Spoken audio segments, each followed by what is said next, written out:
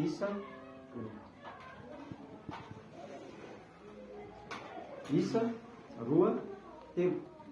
Ie dia miarabantsika rehetrarehetra manatrika androany iray amin'ny ity débat ataony Kadozy sy Makabity. Ny lohatenin'ny débat androany dia hoe misy tokoa hoe Jesoa na Yesoa. Zay zany ny ato ankilany rabinika, ny ato ankilany kosa kristiana katolika. Zay zany fampiresaka eto androany. Dia omentsika zaraintsika tsara ny fotoana mena 10 minitra ny avy ato amin'ny ilany anazavan'izay hoe misy tokoa ve Yesoa. Mena 10 minitra ihany koa ny ato amin'ny ilany anazavana an'izay. Dia ifanesesy ireo 10 minitra ireo. Dia rehefa vita izay zavatra izay dia any amin'ny faraparana zany dia misy fametrahana fanontaniana eo amin'ny 30 minitra ho ataontsika PM rehetrarehetra. Tsara ihany isina présentation izy milalaro ohatra ka vao manomboka atombotsika ato amin'ny Makabia angamba ny aloha andao azy tonga dia lasitsika.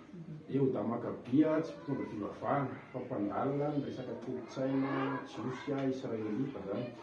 Zany hoe tsy mitondra anara-piangonana famarinana mety koa zaraiko aminareo. Ny zay fitoatoanako zany dia ny Masiara dia mbola tsy tonga. Araka ny soratra masina, araka ny zava-misy. Inona marina moa natao hoe Mesia? Kristy, Kristos izy amin'ny teny grika, Meshira izy araméen, ary voaositra izy amin'ny teny gasy. Voambolana zany izy io. Ny famaritana araka ny soratra masina dia rehefa mamaky anazy tsika dia fanosorana olona na zavatra ataon'ny mpaminany izy amin'ny alalan'ny menaka voatokana. Rehefa mandinika ny soratra masina ianao dia mizara anankiroa ny fanosorana misy ao. Misy ny fanosorana feno araka ny soratra masina. Zay mahafeno ny zavatra voalaza ny soratra masina. Misy ny fanosorana tsy feno izay tsy mahafeno ny zavatra voalaza ny soratra masina. Rehefa jerentsika ilay izy matetika ny olona raha vao miteny hoe Mesia dia anara olona tokana foana no anatin'ny sain'ny olona hatramin'izay. Mandritra tsy haiko hoe 4 arivo taona ilay izy. Raha vao mamaky baiboly izy ka mahita teny hoe Mesia dia olona mitonga ao anatin'ny sainy. Nefa izy io dia anarana titra omena an'ilay olona mahafeno an'ilay fepetra araka ny soratra masina. Eo amin'ny zanak'Israely zany dia ny Masiar, Meler Masiar na Mesia mpanjaka no andrasana. Fa tsy zay rehetra antsoina hoe Mesia koa. Satria ao anatin'ny soratra masina dia ny olona vita fanosorana, na mpanjaka izy, na mpisorona izy, na zavatra io, na mpaminany, dia Mesia daholo. Fa ilay Mesia andrasana dia ny anao famonjena mandrakizay eo amin'ny zanak'Israely. Inona moa ilay famonjena mandrakizay? Naniraka mpamonjy, naniraka iraka be dia be foana Iasem mamonjy ny zanak'Israely tany amin'ny tany Ezipta. Fa rehefa avy eo izy babo. Tamin'ny Babilôna rehefa avy eo izy babo. Fa rehefa tonga ny Masiara dia io no anavitra ny zanak'Israely ary tsy ho babo intsony izy fa ho mandrakizay ny fitondrany. Ao anatin'ny soratra masina dia milaza ao amin'ny Deutéronome 7:10 fa ny mpanjaka, misy mpanjaka eo amin'ny zanak'Israely dia avy amin'ny rahalany Israely any no safidiny hatsangany ho mpanjaka. Ary tsy hoe zay rehetra Israelita akoriny fa avy ao amin'ny fokony Jody izy. Zany hoe manana azo tetiarana mazava tsara izy. Fa tsy hoe zay fokony Joda rehetra akoriny nefany fa avy amin'ny taranak'i Davida ara-nofo izy. Zay ny voalazan'ny soratra masina. Zay no atao hoe fanosorana feno. Voaositra ny mpaminany izy amin'ny diloilo voatokana dia nafeno an'ilay fepetra telo teo hoe avy amin'ny Israely fokony Joda taranak'i Davida ara-nofo. Fa misy ny tsy feno dia misy fanosorana mpanjaka dia tsy avy amin'ny fokony Joda. Misy avy amin'ny hafa firenena satria tsara fantatsika fa amin'ny faritsy Moyen-Orient na Proche-Orient iny ny fanosorana io dia zavatra fomban zareo mihitsy.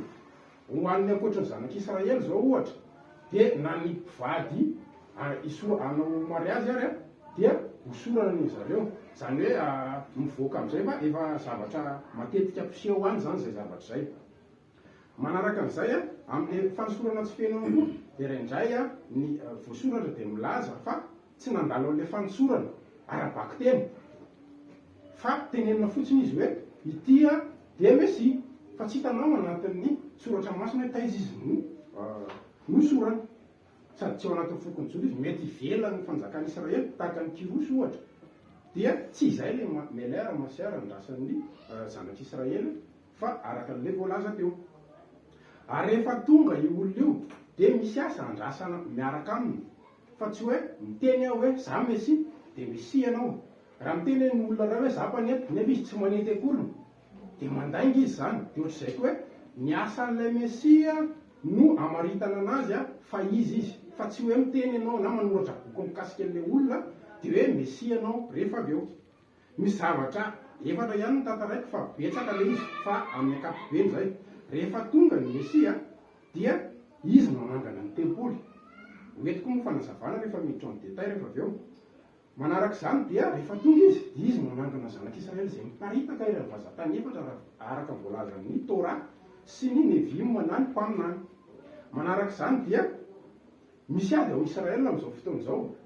Niady koa io Messia io andravina ny ady misy zay hatramin'izay na mioenina io raha tsy navita na mahan'io ady io. Rehefa tonga izay olona raha misy olona zany mitsangana ka mahavany io ady io dia izy toizako ny manaraka rehefa avy eo farany zany rehefa avy eo. Eny any Tatozy indray zao manazava hoe efa tonga avany hoe masiara miarana Jesosy no Yesu. Dia mbola misoratsy miarabantsika rehetra moa zany tonga indray ato amin'izao dia bana fifankalozana izao dialogue interreligieux izay iarahana aminah moa zany Tatozy efa nolazainy namana modérateur teo izay aravana sy sorana azy ihany koa ary makasitraka lalahy eo aday moa tsy zafata nanaiky hanao an'izao fifanankalozana izao. Dia araka teneny teo moa zao hoe kristianina ao amin'ny Eglise catholique zany za dia tsara ihany mampatsiahantsika rehetra aloha zany fa za zany eto dia mitondra fanazavana noho ny fitiavako an'izay Yesoa masiazy azy zany amin'izay fitiavako an'izay mamesiany Jesosy izay. Za zany tsy hoe isolo tenan'ny kristiana katolika za akory fa matatozy anazy zany no ijoroky eto itondrako an'izay fanazavana izay. Dia Jesosy atsika androany moa makasika an'izay hoe ijesona Yesoa marina ve le Messia nolazainy tao amin'ny faminana fao avy sa mbola hafa ny andrasantsika. Tena Messia marina ve Jesosy sa tsy Messia izy? Dia efa nolazainy namana teo moa hoe famaritana ozy izy le Messia zany dia avy amin'izay teny hébreu masiazy zay midika hoe voaositra moa zany. Zay zany midika ny Messia voaositra. Fa nisy ny teneniny hoe mpanjaka ozy izy nosorana tao amin'ny testamenta taloha zany. Zany hoe ao anatin'ny testamenta taloha zany dia misy mpanjaka, misy mpisorona, misy mpaminany ihany koa. Reo zany nosorana zany reo ao anatin'ny testamenta taloha. Ary na nisorana an'ireo dia nisorana diloilo zany reo araka ny hitantsika ao amin'ny testamenta taloha. Fa ao anaty soratra masina zany tsy misy zany ao amin'ny faminaniana na ao anatin'ny lalàna na ao anatin'ny mpaminany miteny hoe ilay Messia ilay voaositra endrasantsika dia tsy maintsy diloilo tahaka ny nanisorana an'ireo mpanjaka sy mpaminany sy mpisorona ny anisorana azy rehefa tonga izy. Asy rahalahy Josafata rehefa avy eo afaka manome hoe tia misy faminaniana fa tsy maintsy hosorana an'izay menaka izay tahaka ny nanisorana ny mpanjaka ilay Messia ilay andrasantsika zany. Fa amin'izay hoe famaritana natao hoe Messia izay ihany dia efa nolazainy teo moa proof mazava be zany anatin'ny mpaminany ao anatin'ny testamenta taloha fa misy olona ao Messia izy nefa tsy nisy mpaminany nanositra anazy, tsy nisy olombelona nanositra anazy fa Andriamanitra miantso azy hoe tia Messia. Hitantsika zany ny Isaia 5:20 ny 9 dia Sirosy na Kirosy izay lazainy teo. I Kirosy na tsy nosoratra masina hoe Messia fa tsisy mpaminany nanositra anazy fa Messia izy satria Andriamanitra miantso anazy hoe Messia. Dia araka tenentsika hoe mpaminany ihany koa dia misy hoe antsoina hoe voaositra ihany koa zany hoe Messia. Fa Moïse ihany koa zao antsoin'ny soratra masina ny Deutéronome 20 zao ny 20 hoe mpaminany. Ary samy manaiky daholo nisy rehetra hoe mpaminany lehibe Moïse fa tsisy olona nanositra ny Messia zany nanositra amin'ny Moïse zany. Fa ny tena tsara jerevantsika ny tantara manko tsisy hoe tantara tonga dia manomboka teny an'izany fa misy fanombohany zany ny tantara. Inona ny tena zavatra nitranga teo amin'olombelona ka natonga n'Andriamanitra nampanantena an'izay Messia zay. Io zany tsy tonga dia manomboka hoe Messia mpanjaka any amin'ny tantarany David efa natenatena be zafina ny zavatra nitranga tao. Raha mijery tsika tany amin'ny fanombohany mihitsy any amin'ny boky Genezy na boky Genezy na Genesis dia milaza an'izay rehefa naharian'Andriamanitra n'olombelona, namboarin'Andriamanitra zany tsika olombelona dia namboarin'Andriamanitra ho sambatra hiaraka iaina aminy mandrakizay fa reva ny fotan'lay atao hoe bibilava izy ao amin'ny Jenezy 7 dia niditra zay fahotan'izay ka natonga fisarahana teo amin'ny Andriamanitra sy n'olombelona natonga ny fisarahana teo amin'izay dia teo Andriamanitra no miteny hoe no ianao nanao izany ozy izy miantso an'le bibilava zany io zay manondro ny Satana moa zay bibilava zay ao Jenezy 7:15 dia ampandrefesiko ozy izy ianao le bibilava sy ny vehivavy ary nitaranaka ao taranak'ilay bibilava sy ny taranak'ilay vehivavy no taranak'ilay vehivavy ozy izy no anorotoro ny lohan'ilay bibilava zay manondro ny Satana. Io zany manomboka ny mission voalohany izay hoe misy an'izay taranaky vehivavy zay zany anorotoro ny lohany io bibilava io zany hoe tena problème zany ny tena olana zany mila vahany dia zay fitaka nataon'ny Satana izay ka natonga ny olombelona tafasaraka tamin'ny Andriamanitra. Dia ho jerevantsika avy eo ny ambony sisa rehetra ny kretera sy rehetra zany dia dingana avokoa atogavana an'izay satria mila averin'le mesiany lôniny zany lay olombelona hikavana amin'Andriamanitra. Dia avy eo toy izantsika manaraka hoe ahoana midingana manaraka atogavana an'izay lazaiko teo zay. Ny teneniko farany teo zany tapaka ny mission Messia rehefa tonga izy ny asandraisana azy araka ny soratra masina efatra ihany ny raisiko satria tsy voatamisy eto le izy miteny teo hoe rehefa tonga ny Messia da misy olona mavita mahatsangana ny tempolo efa manombokany ny mason'ny olona manarak'izany dia izy mavita manangona zanak'Israely miely eraky ny vazatany efatra fatelo izy no miady ho any zanak'Israely mampitsahatra ny ady ao Israel hoe anizy Israel miady ny Palestina sy Israel mandakakehitriny io ary faefatra hitondra fiadanana eto amin'izao tontolo zao izy. Hidirantsika kely izy teo resaka fanosorana mahagagakely anay ihany hoe ny roa hevitra dia hoe fanosorana dia ny valin'isy dia hoe tsy voatery voaositra zany no atao hoe Messia ara-pamaritana fotsiny dia diso ara-pamaritana zany ro vela zay miditsika ao anatin'ny fanosorana hoe misy ny fanosorana feno zay mafeno an'le fepetra araka ny voalazan'ny soratra masina dia hijeritsika ohatra zao hoe Exodus 7:30 hoe aiza misy amin'izany zay mantsy ilay olana aty amin'ny tany démocratique ny atao hoe président de la république dia efa misy lalam-panorenana amin'ny fiana azy eo zany hoe tsy milaza anarana izy fa milaza fepetra hoe rehefa hilatsaka président de la république ianao dia zao ny critèrenao mafeno an'irety ianao vao afaka ho candidat ary ianao tsy afaka antsoina hoe président de la république ratsy na feno ny zavatra ny tenen'ny lalàna dia ohatr'izany eo amin'ny fanjakana messianika na théocratique ozy izy tsika ao anatin'ny tontolo kristianina dia misy lalàna mifian'le mpitondra lehibe ambony Israely dia ny Messia anazy tsisy an'izany hoe président de la république dia tonga dia petraka eo amin'ny seza fiandrianana izy na eo posta maizy azy nefa sady mandika lalàna izy tsy manaraka an'iny fa ao anatin'ny soratra masina dia manaja tsara ny zavatra zay napetraka Hasem izy mimpaminany izy fa tsy mandingana an'ireo zany ary Hasem tsy manao n'inona raha tsy milaza an'izany amin'ny alalan'ny mpaminany. Vakitsika ohatra zao amin'ny Exodus 7:30 lalàna voalohany ary mitenena ny zanak'Israely hoe ity diloilo fanosorana voatokana ho ahy hatramin'ny taranaka reo faramandimby. Misy contexte miaraka amin'io fa misy diloilo any Israel atao fanosorana hatramin'ny taranaka faramandimby tsisy an'izany hoe tsy maintsy tsy hosorana sy anina zany. Dia zao raha ao anatin'ny kolontsaina israelita isika dia tsara mampafantatra an'izy fa misy diloilo eo amin'ny telonvohatra voatokana ao Israely miandry ao diloilo io. Raha tsy matokona reo dia manaova recherche amin'ny internet. Manaraka an'izany dia zao hoe ahoana namatarana anazy tamin'le niteneniko teo hoe avy amin'ny Israely any Messia io no hovidiny ao anatin'ny Deutéronome 7:15. Dia izay hovidino Adonai Elohim anao ihany no hatsangana ho mpanjakanao, anankiray amin'ny rahalanao no hatsangana ho mpanjakanao, fa tsy mahazo mifidy olona hafa-pirenena zay tsy avy amin'ny rahalanao ianao. Ianao zany raha mahita hoe Sirosy tsy avy amin'ny rahalan'i Israely, tsy io le melery masiara andrasa zanak'Israely oui natsony Isaia mpaminany izy hoe vao ositra fa tsy nandalo amin'le rituel satria tsy taranako jody izy. Manaraka an'izany dia ao amin'ny Genesis 7:7 dia milaza hoe Te-mpanjakana tsy ala mijoda na tery fanapana eo anelanelan'ny tongony mandrapa tonga ny silo ka no azy ny firenena. Zany hoe ny fitondrana ny fanjakana dia amin'ny foko mijoda. Zay zany ny porofo. Mbola araka ny lalàna na ny Torah ozytsika ao anatin'izay zavatra izay. Laza teo hoe taranak'i Davida izy. Dia izay no voasoratra ao anatin'ny tanàra. Ohatra zao tsika mijery ny Salamo 2:30 dia hoe Adonay efa nianina tamin'ny Davida ary marina zany ka tsy hotsoahana. Ny ateraky ny kibonao no apetrako eo ambony seza fiandriananao. Zany hoe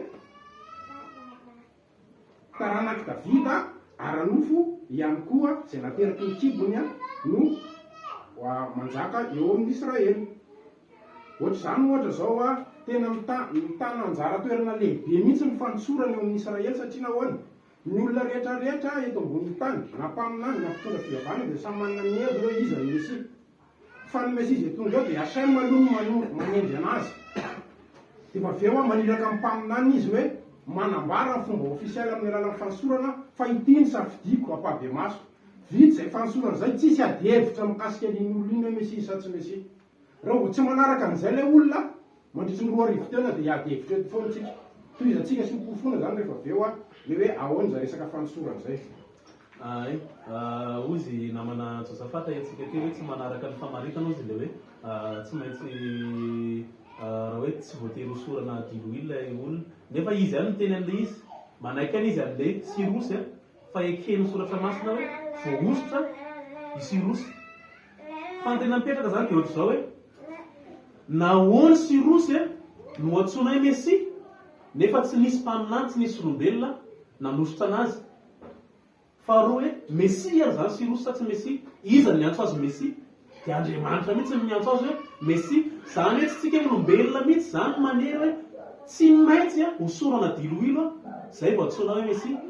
Fa sirosy tsy hosorana diloilo fa natsony Andriamanitra hoe Mesia izy. Zany hoe voaositra ao amin'ny Isaia 5:1 faraka teletena tsy mandeha tenatena hoe tonga dia any amin'ny tantaran'i Davida fa misy fiandohanina tonga n'Andriamanitra nampanantenan'izay Mesia izay dia no rehefa nilazaiko ty izy no ny problème resaka fahotana izay niditra tamin'olombelona ka lasa tafasaraka tamin'Andriamanitra n'olombelona amerina an'izay zany ny tanjon'Andriamanitra zay no natonga anazy naniraka Mesia araka ny tenen'ny teo hoe io le Mesia io no anolotorony lohan'ilay Satana.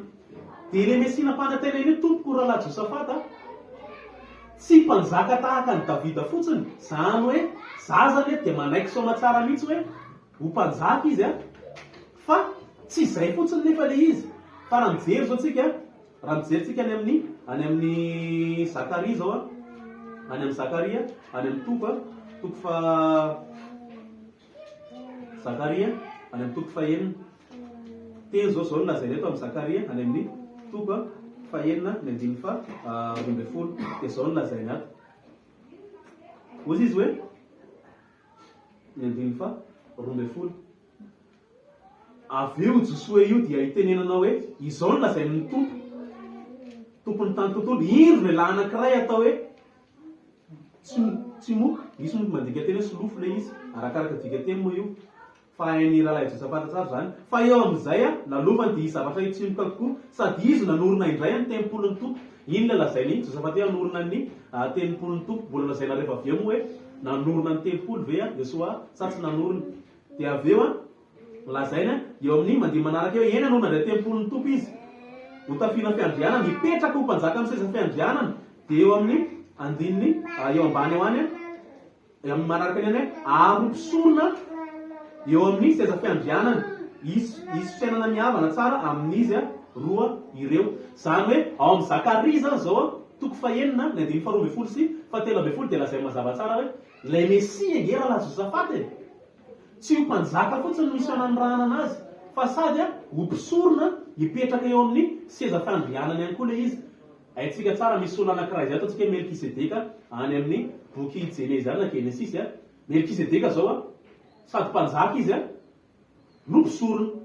Dia misy faminany koa zao any Salamo any Salamo toko fafolo any amin'ny Salamo toko fafolo amin'ny zato dia misy milaza ohatr'izao zao ny lazaina ny andininy voalohany.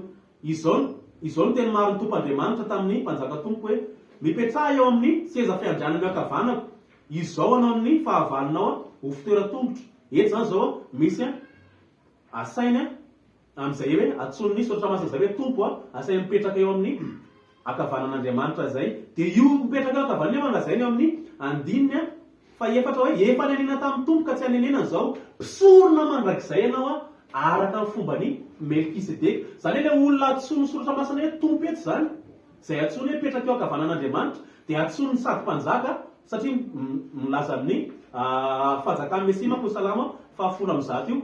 De lazainy any andiny faefatra amin'ny salama fahafolo amby zato io hoe sady mpisorona araka ny fombany Melkisedeka. Zany hoe ty Mesia andrasantsika ty zany de ho mpanjaka fotsiny fa sady mpisorona araka ny fombany Melkisedeka ihany koa.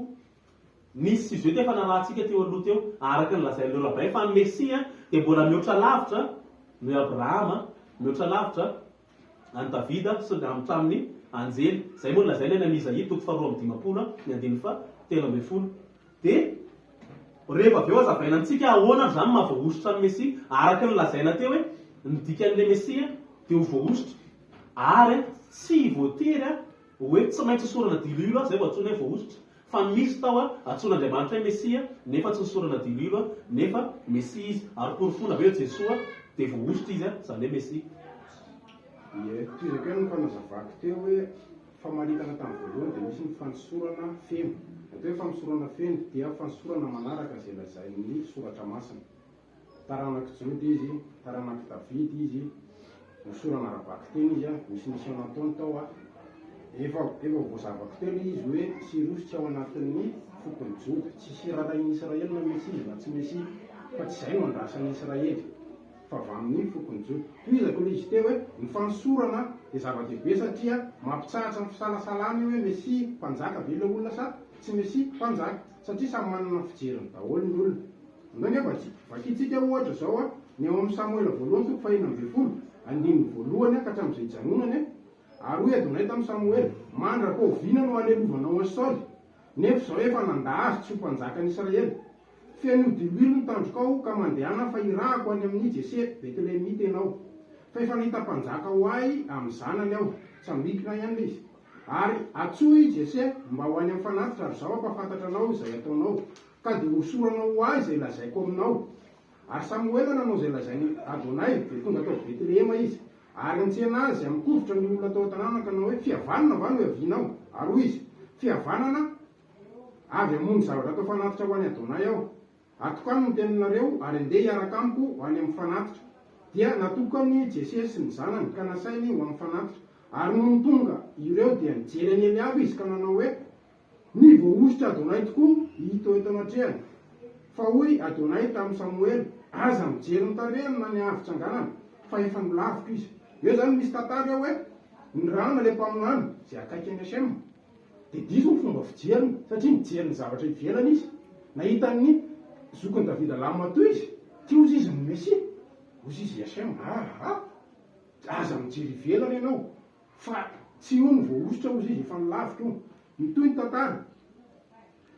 Fa hoy izy Adonay tamin'ny Samuel aza mijery ny tarehany na ny avitsanganana fa efa nilavitra izy fa tsy mba toy ny fijerin'ny olona ny fijerin'ny Adonay fa ny olona mijery miseho ivelany fa Adonay kosa mijery ny fo. Ary Jese niantso any Abinadaba ka nampandala azy teo anatrehan'i Samuel fa hoy izy tsy ty no vidiny Adonay ary Jese nampandalo ny Sama indray fa hoy izy tsy ty no vidiny Adonay ary Jese nampandalo ny 7 lahy tamin'ny zanany teo anatrehan'i Samuel fa hoy Samuela tamin'ny Jese tsy no vidiny Adonay ireo ary hoy Samuela tamin'ny Jese tapitra eto avokoa va ny zanakao lahy rehetra dia hoy izy ny faralany sisa fa miandrondro izy ary hoy Samuela tamin'ny Jese manra akazy fa tsy hipetraka inona sika mandrapatonga eto dia nanilaka izy ka mitondra azy ary mena volo izy sady barimaso ny tsara tarehy ary hoe Adonay mitsangana hosora izy fa io no izy Adonay no manome baiko ny mpaminany mpanompony fa io no izy dia hosoro izy. Ahoana namatarana fa izy Eliaba tsy nisorana satria tsy izy ohatr'izay ihany koa Abinadaba ohatr'izay ihany koa Sama fa rehefa tonga le izy dia nisorana izy.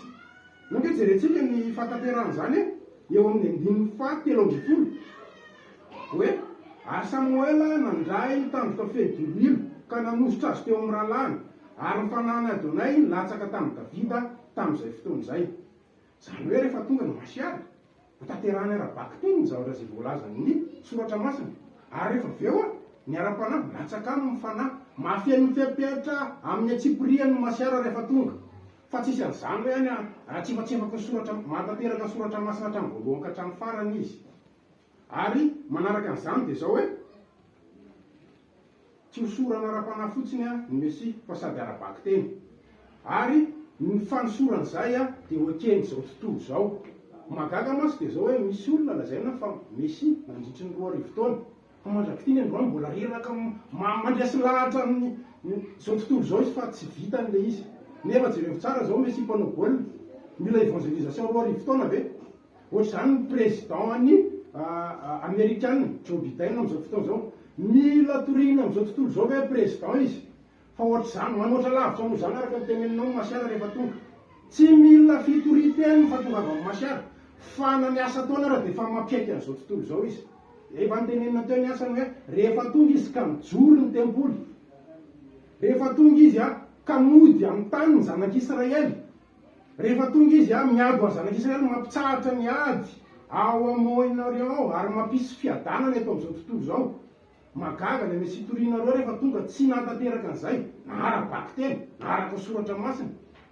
Dia magaga mipetraka izany ny fanontaniana hoe tena ianao nandray andresaka Zakaria teo. Zakaria zany ange fokon'izy zany mba valio aminy fokon'izy Joshua. Fokon'izy Joshua lazay fa resaka Masiara masina. Hotoizako le fanazavako teo fa izy moa ny namana hoe tsisy raha ny Israely zany Sirosy zany. Ny antony ilazana an'izay raha Josafata mba hantsiana an'ilay famaritana an'ilay ataonao an'ilay voaositra. Tiako ampigavana zany dia ohatr'izao hoe tsy tsika olombelona mihitsy ny manery tsy maintsy hosorana diloilo, zay fa atao hoe voaositra. Fa iny Sirosy tsy hosorana diloilo nefa izy natsoina hoe voaositra, natsoina hoe Mesia. Dia ahoana zany ma hoe mahavoaositra ny Esoaza satria zay moa dikan'ilay Mesia voaositra. Dia izao zao no lazainy raha mijery ny tantarany. Zany hoe ny olona mpandinika soratra masina rehetra zany, ny olona mpijery ny tantara rehetra zany dia samy malala an'ity tantara ity daholo ao amin'ny asan'ny apôstôly toko 10:7-8. Fantatrareo ny zavatra tanteraka eran'ny Joda manontolo manomboka tany Galilia taorian'ny batemin'ny Toriny Joany 7:7. Diany amin'ny Jesoa na Esoa na Jesosy izay anatsonareo anazy tsy maninona avy Nazareta, izay nosoran'Andriamanitra tamin'ny fanahy masina sy ny heriny. Zany hoe i Jesosy zany zany nosorana Jesosy nosoran'Andriamanitra tamin'ny fanahy masina sy ny heriny. Ary raha mijerytsika ny any fanamiana ny Isaia toko 1:80 dia ny voalohany dia miresaka an'izay atoaniko ny fanahany tompo satria nanositra anahy izy hitory vaovao mahafaly. Dia izay fanahan'Andriamanitra izay nasoran'Andriamanitra ny Jesosy atonga anazy ho voaositra, atonga anazy ho Mesia. Ary hitantsika tsara ny nanehoan'Andriamanitra anio ao amin'ny Matio toko 7:9-7. Hitsy zany ny tsara hitsy. Matetika zany eo amin'ity dia bovevana hoe tsy batemy dia fanosorana. Tsy le batemy zany resahako eto amin'ity, fa vita mihitsy le batemy. Taorian'ilay batemy nataon'ny Joany na Jauna dia inona ny zavatra niseho eo amin'ny 9:9 no nivita batemy Jesosy dia niala avy ao anaty rano niaraka tamin'izay arivo ny sokatra ny lanitra ka hitany fanan'Andriamanitra nidina tahaka ny voro mailala nakeo amboniny. Dia injay nisy feo anaty an-danitra nanao hoe ity ny zanako malalako izay akasitrahako indrindra. Any amin'ny Matio toko 9:2 dia mbola miteny Andriamanitra hoe ity ny zanako malalako eno izy. Ary tamin'ny fotoana io be da be vavolombelona teo nisy Sodesianina teo eny amin'ny 7 nisy Farisianina teo nisy vahoaka tsotra teo nisy olona be da be zany samy nanatrika teo nahita an'izay zavatra ny seho dia zaholy hoe Andriamanitra tena avy any an-danitra miprezante hoe ity ny zanako malalako izay akasitrahako indrindra eno izy. Zany hoe zay aloha zany voaositra aloha zany ny Mesia ary Andriamanitra no miprezante anazy ary nanosorana anazy dia mifanahy masin'Andriamanitra araka ny voalaza tany amin'ny Isaia famin'ny tany Isaia toko 1:20 zany. Fa ny tsara ao ampahafantarana antsika dia izao be da be tsy mino an'ity fa be da be ao zany ao anaty soratra masina fa izy tena n'Andriamanitra mihitsy nidina nanatanteraka mission an'ilay Mesia. Zany hoe le Mesia zany tsy hoe taranaka Davida fotsiny fa izy Andriamanitra mihitsy nidina anatanteraka ny mission an'ilay Messia ary be da be faminana atao soratra masina Andriamanitra amin'ny teny za hidina hamonjy anareo ary fantatsika tsara tsy misy mpamonjy afa-tsy Andriamanitra irery ihany. Dia raha jerevantsika zao ohatra any amin'ny Isaïe zao ohatra fotsiny zao any amin'ny toko fa 5:30 zao dia milaza ohatra zao. Misy manko ny teny mission an'ilay Messia nge tsy hanao miracle fa my problème manko le faminenina sasany ihany raisin'ilay olona ohatra hoe taranaka David any Messia zay ny teny fantatra fa be da be ny critère mbola lazain'ny faminana iny. Misy miteny zao ny Isaïe toko fa 5:30 hoe ilazao ny era-po ataovy hoe mahereza fa aza matahotra ity ny Andriamanitra nareo avy ny famalina dia ny famalian'Andriamanitra ny tena mihitsy no avy dia hamonjy anareo iza le vonjeny le Israely iza ny Andriamanitra ny Israely le miresaka tamin'ny Moïse tao amin'ny Exode toko 7 iza ny anarany zay mo miantsa anazy hoe nareo moa zany zay mantsy anazy ave fa ny anarany moa zany araka tsy azo tonona araka le fampianaranareo moa zany akony ao anaty dity folo moa zany dia izy mihitsy no miteny fa ho avy izy ary hamonjy an'ireo Israely reo mbola milaza an'izany zao ohatra any amin'ny Zakaria toko fa 12 Zakaria toko fa 2 ny 12 hatramin'ny 14 dia tapitra ny leraka fa mbola milaza any Andriamanitra hoe ho avy za ary onona eo ampovoanareo eo ampovoan'ireo Israely reo zany hoe be da be zany faminany teny fa izy Andriamanitra mihitsy no avy hamonjy an'ireo Israely reo ary izy nanatanteraka an'izay mission an'ilay Messia zay mba hameriny anoloan'ny fiainantsika zanak'olombelona no le fahalavona araka teny hoe misy fiandohan'ny tantara no le fahalavona nataon'ny fitana natao Satana tao amin'ny sahany Edena. Zay zany ny mission lehibe ataon'ny Messia sy ambro sisa rehetra ho valiko avy eo ny critère manaraka. Tsy hoe akory miteny hoe izy Messia dia Messia iza le Messia tonga ahoana namantarana azy hoe tia Messia fa tsy hoe miteny ianao hoe tia Messia dia tonga izy nareo ny Messia fa ny hafa tsy Messia rehefa tonga averiko kely any izy ny soratra masina dia milaza averiko vakina izy satria lasa hodikodinao izy hoe Exodosy toko fa 30:30 mitenena amin'ny zanak'Israely hoe ity ny dily fanosorana voatokana ho ahy hatramin'ny taranaka reo faramandimby. Misy dily fanosorana ho araka ny voalaza ny lalàna eo amin'ny zanak'Israely fa io no anosorana hatramin'ny taranaka reo faramandimby. Dia ianao zany tena porofo amiko fa tsy voaositra ny ianao dia Messia izy toizako kely ny anahy amin'ilay resaka hoe fanahy rehefa zao mikasika an'ilay resaka hoe teo ananao fa averiko any izy famaritana fanosorana feno mafeno zavatra voalaza soratra masina famaritana tsy feno kosa dia zao misy milaza fa hoe kirosy Messia izy zay ngelina zay mimpaminany Messia izy fa tsy izy le melera masiara zay avy amin'ny taranaka Joda ny melera masiara zay andrasa zanak'Israely dia avy amin'ny taranaka Joda Genesis toko fa 7:20 mba valikely hoe Iesoa avy amin'ny taranaka Joda avy amin'ny taranaka David fa tsy hoe mitenenao hoe ty dia izy le izy izako le izy tsy hoe akory ao anatin'ny soratra masina dia tsy miteny mihitsy hoe ny olona zay latsahan'ny fanahy dia Messia tsy miteny an'izany mihitsy izy fa ndreka jerentsika ohatra zao ny testamenta taloha numéro toko 2:520 ary nidina teo amin'ny rahona dia onaika ny teny taminy ka nangalaniny fanahy zay tao amin'ny Mose ka napetrany tao amin'ny olona 70 ary ambola nitoetra teo aminy fanahy dia naminany reo naminany izy tsisy miresaka mihitsy hoe Messia satria latsahan'ny fanahy masina tsy hoe tany amin'ny andron'i Jesoa koa no vao nisy fanahy latsaka fa na tamin'ny andro Pentecoste tamin'ny teo amin'ny tendrombohitra zay dia efa nisy fanahy latsaka ary taloha zay dia efa nisy fanahy milatsaka manaraka an'izay pitsara koa zao pitsara toko 7:7 dia nitarana tamin'ny Adonay zanak'Israely ary Adonay nanangana mpamonjy ny zanak'Israely zay namonjy azy dia otony ela zanaky Kenaza zandry Kaleby ary fanahiny Adonay tao aminy dia nitsara ny zanak'Israely izy sady nivoaka iady io zany misy olona nitsahan'ny fanahy masina fa tsy natsona mihitsy io hoe Messia antonga tsika mba hijery ao amin'ny testamenta vaovao ao amin'ny asana apôstôly toko 2 dia nisy ny filatsahan'ny fanahy tamin'ireo olona 20 tao amin'ny efitra ambony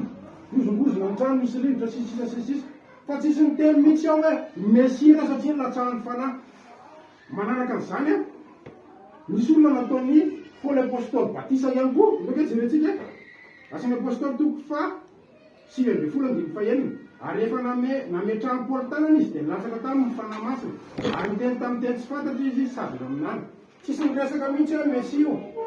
Ny filatsahany fanahy dia tsy ampy amaritanao fa izy le melera masiara fa ny filazan'ny soratra masina hoe reto ny critère sy ny zavatra lazain'ny mpaminany no mila enoa. Mitondra teny ianao aty any koa resaka testamenta vaovao. Raha kristianina dia manaiky any le zavatra teneninao. Fa ho an'ny zanak'Israely dia zao hoe mino ny mpaminany dia ho ambinina ianao. Mpaminany izy milaza fa i Jesosy dia Mesia tahaka ny lazainy amin'ny Kirosy. Fa Kirosy 200 taona taloha natongava dia manteneny Isaia 47 fa ho avy io ary izy Mesia kozy izy. Afaka mamepilofo anavy ianao hoe lazay mpaminany ohatran'ny Kirosy Jesosy teneniny mihitsy Kirosy Mesia ako. Dia afaka mbampolofonao amiko ve hoe i Jesosy dia tarana avy amin'ny fokony Joda. Tarana ty Davida ve izy? Fa tsy rehetra olona eto Madagasikara le misy Mesia be dehibe. Manina ny gasy ny tsy manaiky anazy? Adala ve ny gasy? Antikrista ve ny gasy? Ohatr'izany ny tantaran'ny zanak'Israely any Israely. Zay rehetra miteny aminy akory hoe zany Mesia dia Mesia izy, manao fahagagana. Zanak'Israely resaka miracle zany tsy mahagaga zanak'Israely zany fa nijetelisany nitaraiky amin'izany. Zanak'Israely tsy mila veloma efapolo taona tany amin'ny efitra fa miracle namelona anazy. Ka zay olona hoe tsy fahagagana ohatr'izany no amaritana an'le izy. Raha ohatra anao mamaky ny Deutéronome 7:20 dia misy mpaminany sandoka mihitsy mitsangany amin'ny zanak'Israely anao miracle. Fa ozy izy Sem alevako mihitsy inozy izy mba izahany-toetra nareo na tena manaraka ny didiko nareo na tsy manaraka. Dia izay le teneniko tia hoe porofoy araka ny voalaza soratra masina satria Jesosy arahanareo dia milaza an'izao hoe liko atoko fa 4:4 dia hoy izy izao ny teniko izay lazaiko taminareo.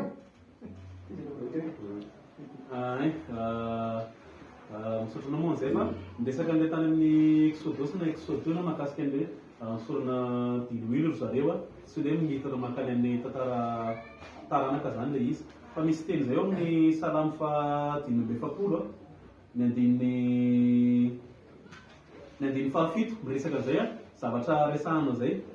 Miresaka hoe diloilo sy le taranaka ery zareo io zany. Fa miresaka zao hoe Andriamanitro tafatoetra mandrakizay seza fiandriananao, tia-pamarinana ny tia-panjakanao, tia rariny ianao fa makahala ny elo. Ka noho izany Andriamanitra nonositra anao diloilo mpiravoravoana mihoatra noho ny namanao. Eto amin'ity zao miresaka an'izay diloilo mpiravoravoana zay zao. Ary rehefa diniantsika izy zay hoe mila dinihana ny soratra masina. Fa miteny eo amin'ny 9:9 zao hoe 9:7 hoe Andriamanitra ozy izy tafatoetra mandrakizay seza fiandriananao. Zany hoe le olona zany antsoina hoe Andriamanitra, ary iza manositra anazy? Andriamanitra manositra anazy.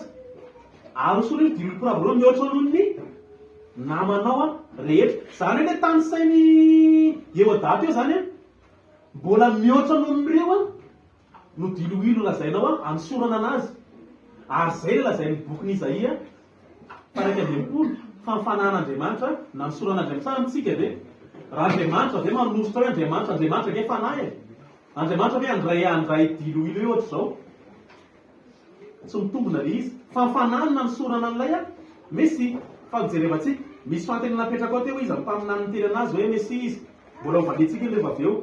Fa amin'izao aloha zavatra ho lazaiko aloha amin'izao dia ho porofona amintsika fa voalaza ny faminaniny ary manisy any koa raha bayary manaiky an'izay fa ny fotoana fahatongava Mesia dia voalaza ny faminaniny. Misy débat efa nataony amin'ny rahalahy zay ato ny vidéo afaka mitelesaritsika fa tsy mila mega, afaka omenantsika maimam-poana zany. Efa niresaka zay mahakasika an'ilay ao an'i Daniel 5. Fa io dia manaporofo fa Mesia dia tonga alohan'ny faharavan'ny tempoly. Zany hoe tamin'ny premier siècle zany talohan'ny taona 70 naravan'ny tempoly. Fa ny teny izy teo le tany amin'ilay Genèse na Genesis 7:7 ny andininy 10. Dia iny faminera lahara tena manondro hoe efa tonga ny Mesia. Satria iny teny igny dia milaza ohatr'izao hoe tsy hiala amin'ny taranam-panjakany Joda ny fanjakana mandrapatonga an'ilay Silao zay manondro an'ilay Mesia. Fa raha mijerika antsika taloha kely nahaterahany Soangy dia niala tamin'ny taranaka Joda ny fanjakana zareo lasany Herode zay olona tsy tao amin'ny taon'ny Josy akory. Zany izy zavatra resahanao amin'ny Jeniezy 7:7 ny 10:10 dia mana-porofo voalohany indrindra fa efa tonga Mesia tamin'ny premier siècle. Porofo manarakaraka an'izay ny ao amin'ny Daniel 2:2 ihany koa. Dia miresaka ao misy faminana fanjakana marobe ao amin'ny Daniel 2:2 izay misy fanjakana empire babylonienne, empire médo-perse, empire grec ary ny empire romain. Fa ao amin'ny empire romain araka voalazan'ilay Daniel 2:2 dia izarazara ny empire. Ary izy fanjakana ipotra ao aminazy, zany hoe paritaka zany ilay fanjakana. Ary amin'ny andron'ireo ilay Mesia ny anorona n'ilay fanjakana maharitra mandrakizay. Ka tamin'ny vina moa ny empire romain kena manomboka tamin'ny taona moins 27 zany hoe 27 talohan'i Jesosy Kristy ary efa rava tamin'ny taona 457 tao aorianan'i Jesosy Kristy. Zany hoe tamin'ny andron'ilay miparitan'ilay fanjakana ataon'ny empire romain ny tonga Mesia nanorona an'izay fanjakana maharitra mandrakizay. Zany afaka porofona lavabe. Fa ilay fanjakan'Andriamanitra izay naorony Mesia lazain'ny Daniel 2:2 dia efa niorona tamin'ny premier siècle tamin'ny andron'ny empire romain. Dia araka ny teneniko teo fandresanay mahakasika ny Daniel 2:7 tsy aza vaika lavabe intsony fa iny dia faminamana mazava be. Fa 700 taona mifetra menan'ireo vahoaka Israely ireo izay nanomboka tamin'ny taona 455 talohan'i Jesosy Kristy ary tapitra ny taona 36 tao aorianan'i Jesosy Kristy. Ary ao anatin'ny fetry iny lazay faminaniana fanosorana an'ilay Mesia sy hamonona azy. Io fetry iny tamin'ny noviny efa tamin'ny premier siècle. Zany hoe efa tonga tamin'ny premier siècle ny Mesia satria tamin'ny fotoana tamin'ny premier siècle io ny tenen'ny faminaniana fahatongavany Mesia. Ary Robert dia resy lahatra tamin'izany afaka voalameko anareo koa ny source fa ny teny hoe zay moa izy eo fotoana voalaza faminaniana fa noho itsika nanota ozy izy dia lasa nitatra le izy. Zany efa interprétation ny anazy. Fa ny tena marina ho porofona rehefa avy eo hoe reo soratra masina anankitelo reo dia manambara fa tsy maintsy tonga premier siècle Mesia. Ary efa tonga ny Mesia ary porofona androany fa esoany Mesia voaositra araka ilay soratra masina voalaza teo hoe voaositra Mesia no soran'Andriamanitra tamin'ny fanahy masina sy ny heriny. Somary sadasada manasoratra ihany le zavatra temen'ny dadoly satria hoe ianao hoe manaiky ny zavatra lazain'ny rabai sady tsy manaiky. Namaky zao teo ry Sara tao amin'ny Softim izy teo, tsy haiko hoe chapitre firy milaza fa tsy azonao calculena ny antongavany Masiara. Ianao nefany ohatrany hoe rehefa tianao ampiasaina ilay tenin'ilay olon-kely amin'ny Israela dia raisinao fa tsy raisinao daholo izy rehetrarehetra. Ianao nge mamatotra ny teninao rehefa tianao raisina ve izy dia tsy raisiny. Manaraka an'izany dia namena salamy 10:15 ianao averiko vakina le izy. Tsika tsara koa mamaky tsara ny zavatra izay voasoratra fa tsy misy dogma ao anatin'ny lohantsika ka na dia mivandravandra zao ary famarinana dia lavitsika. Tianao famarinana araranao ny eloko koa Elohim dia Elohim anao efa nanosy diluile fifalinanao mihoatra noho namanao fa nga izy sorana diluile indray. Nga sorana diluile indray izy. Fantany napetraka mila valiny dadozy zay. Ary izy resahany io efa niteneko hoe Davida ingeo io resahany io e. Samuel voalohany 2:12, andiny voalohany ka hatramin'ny 12 fanosorana ny Davida. Tamin'ny alalan'ny Samuel ahorana amantarana fa nosorany Hasem izy. Maninaka amin'ny mpanompony izy. Dia vao mivakitsika teo. Dia aonge vakitsika ohatra zao amin'ny Salamo 9:20, andiny 20 dia zao zavatra voasoratra ao. Efa nahita ny Davida mpanompo ao. Ny diluile voatokana nona nosorako azy. Salamo izy Davida. Ianao zany maka ny salamo mba hamarinanao fotsiny an'i Jesosy fa voaositra. Tsy isy nanositra an'i Jesosy zany na ao anatin'ny testamenta vaovao. Mba meo ary hoe voaositra diluile ao Jesosy ao anatin'ny testamenta vaovao. Zay fanontaniako. Hoe mba porofo ihany ary modinao fanina foana hoe maninona tsy porofonao fa avy amin'ny taranaka Joda izy na Davida. Fa tsisy dikany nge zay le sy tonononao any nefa tsy avy amin'ny taranaka Davida sy Joda liza. Ianao sady tsy mahafeno arabaky teny ny zavatra voalazan'ny soratra masina. No mbola ohatrany hoe ampiasainao ny tenin'ny rabain zay tsy mino an'ny Esoa akory. Ampiasainao ny tenin'ilay olona tsy mino an'ny Esoa. Mba ilazanao fa Mesia Esoa. Ohatrany debile be zany raha olona tena misaina tsara ao anatin'izany zavatra zany. Dia zay le tiako tenenina teo hoe rao vao tsy mifanaraka amin'ny soratra masina amin'ny Mesia tonga eo na iza miteny anazy na iza miteny anazy dia tsy mino anazy ny zanak'Israely. Satria ny zanak'Israely dia mimpaminany sy ny Torah no arahany. Tsisy lehibe noho ireo. Ary mimpaminany, na mpaminany ary izy ka ohatra manohatra ny Torah, mpaminany samboko zany.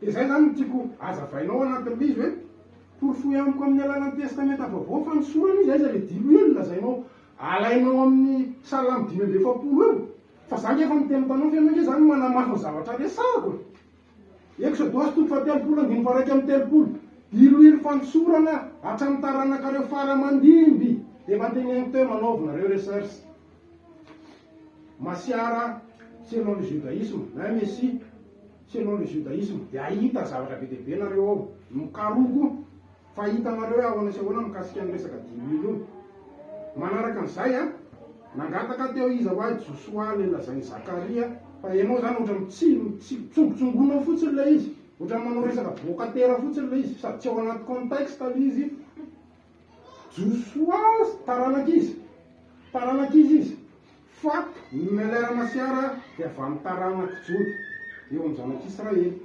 fisorona amin'ny resaka Malkijedeka zany a ampianarana any resaka fisorona Malkijedeka fa ianao dia hianatra hoe ahoana sorona bazina iny fa tsy maka salamy 110 efa voasoratra amin'ny teny hébreu zay olona mamaky salamy 110 dia hoe ho an'ny Davida le izy zay le teneko hoe maninona ary zany Davida voaositra voamatra moa le melera masiara zay tena mbola ambonino izy tsy voaositra dia lazanao fa izy nefa mbola amboniny le voaositra tsisy idira mihitsy zany zavatra zany dia manaraka zany a zay zany mba tena angatahako hoe porofoy amiko hoe taranaky Joda velo izy fa zay lazany Genesis 20 taranaky Davida ve izy fa zay lazany Salamo 9:20 2:30 fa reo vao tsy nizaniza zany misy mpanjaka nge soala nge zao sorany fa tsy avy amin'ny taranaky Joda izy tsy melera masiara izy misy tsotra fotsiny any izy ohatrany Kirosy ohatr' zany koa izy Isaia ao amin'ny 1:20 ao dia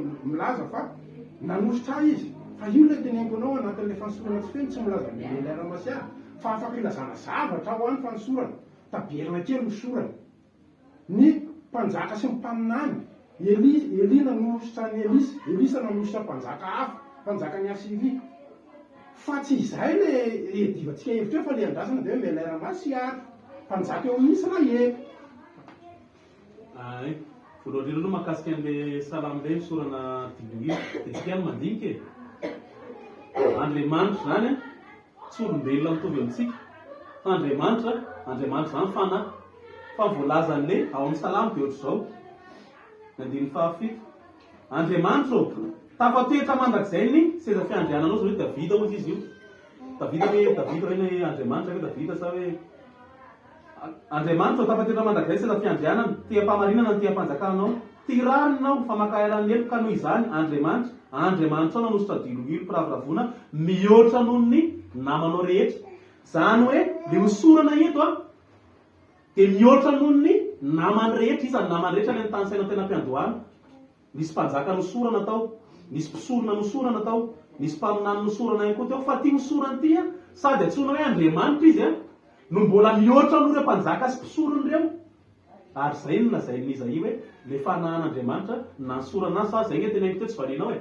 Andriamanitra fanahy hoe andray diloilo dia anositra diloilo ohatr'izao nefa izy fanahy zavatra tsy mitombony zany fa faminany iny io raha raisanao arabaky teny moa izy hoe isan'Andriamanitra dia anositra diloilo mivatana eo a ianao any aloha mitsara an'izay hoe tombony sa tsy mitombony manarakaraka an'izay zao tsika dia hiditra indray hoe efa nazavaiko teo fa ny fotoana tongava Mesia araka ny voalaza faminaniana dia efa tamin'ny premier siècle efa lasa efa talohan'ny naravan'ny tempolo faharoa ny fotoana natongava Mesia araka ny voalaza faminaniana efa nitasaiky teo ny verset fa tsara fantatsika aloha hoe ny anarana Jesoa mako zay Yesoa moa ny antsony rehetra anazy Yesoa mako midika hoe Yahvé ny mpamonjy na hoe Jehova ny mpamonjy raha mijerytsika ny faminaniana ny Isaia 3:7 dia milaza hoe izao dia izao ihany ny Yahvé ary tsy misy mpamonjy afa-tsy izao efa nilazaiko teo tany amin'ny Isaia 3:30 fa izy Andriamanitra mihitsy no avy amonjy an'ireo olona ireo ary amin'izany ozy izy ahiratra masony zany be tabe zavatra ataony ao fa haitsika tsara zany misy ny tena izay eo fa jerevantsika hoe le ozy izy teo hoe tsy taranaky Davida ovanitsika iny fa zao manko raha mijerytsika amin'ny Matio 1:1 ny 1:1 hatramin'ny 4:20 dia miresaka an'izay présenté fa le Jesoa le Yesoa dia tena avy amin'ny taranaky Joda ary avy amin'ny taranaky Davida 10 minitra fotsiny fotoana fahako miteny fa jereva amin'ny baiboly raha manana baiboly testamenta vaovao nareo fa lazay ny président teny eo mahataranaky Davida any Jesoa ao Matthieu toko voalohany andiny voalohany hatramin'ny fahaenina ambin'ny folo. Manaporofo fa Jesoa le Messia tonga tamin'ny premier siècle satria Jesoa le Messia satria izy any Messia zany tonga tamin'ny premier siècle manatanteraka ny voalaza faminaniny tonga tao amin'ny fifepetra lazain'ny Daniel izy tao amin'ny Daniel toko fasivy ary ihany koa nanangana le fanjakana mandrakizay zay nilazain'ny Daniel tany amin'ny Daniel toko faharoa. Zany faminanina daholo zany fa navesy modiny sasany fanina hoe misy an'izay anorina fanjakana mandrakizay nefa le fanjakana anaorina tamin'ny premier siècle. Ary ihany koa araka ny voalazan'ny Isaia 61:35 koa dia nanatanteraka an'izay ihany koa izy. Faraka ny efa niresahantsika teo resaka izay resaraka mahakasika ny Isaia toko fahatelo amin'ny dimampolo fa i Jesoa mihitsy ilay Mesia zay maty tahaka ny zanak'ondry araka ny voalazan'ny Isaia toko fahatelo amin'ny dimampolo zany araka ny rabaibe ny teny daholo fa manondro ny Mesia iny faminaniana iny. Fa raha jerevantsika valentsika le fanontaniana hoe taranaky Davida ve Jesoa dia raha mijerytsika any amin'ny Luka toko voalohany any amin'ny andininy faharoa amin'ny telopolo dia zao lazainy ato ao amin'ny Luka toko voalohany ny andininy faharoa amin'ny telopolo.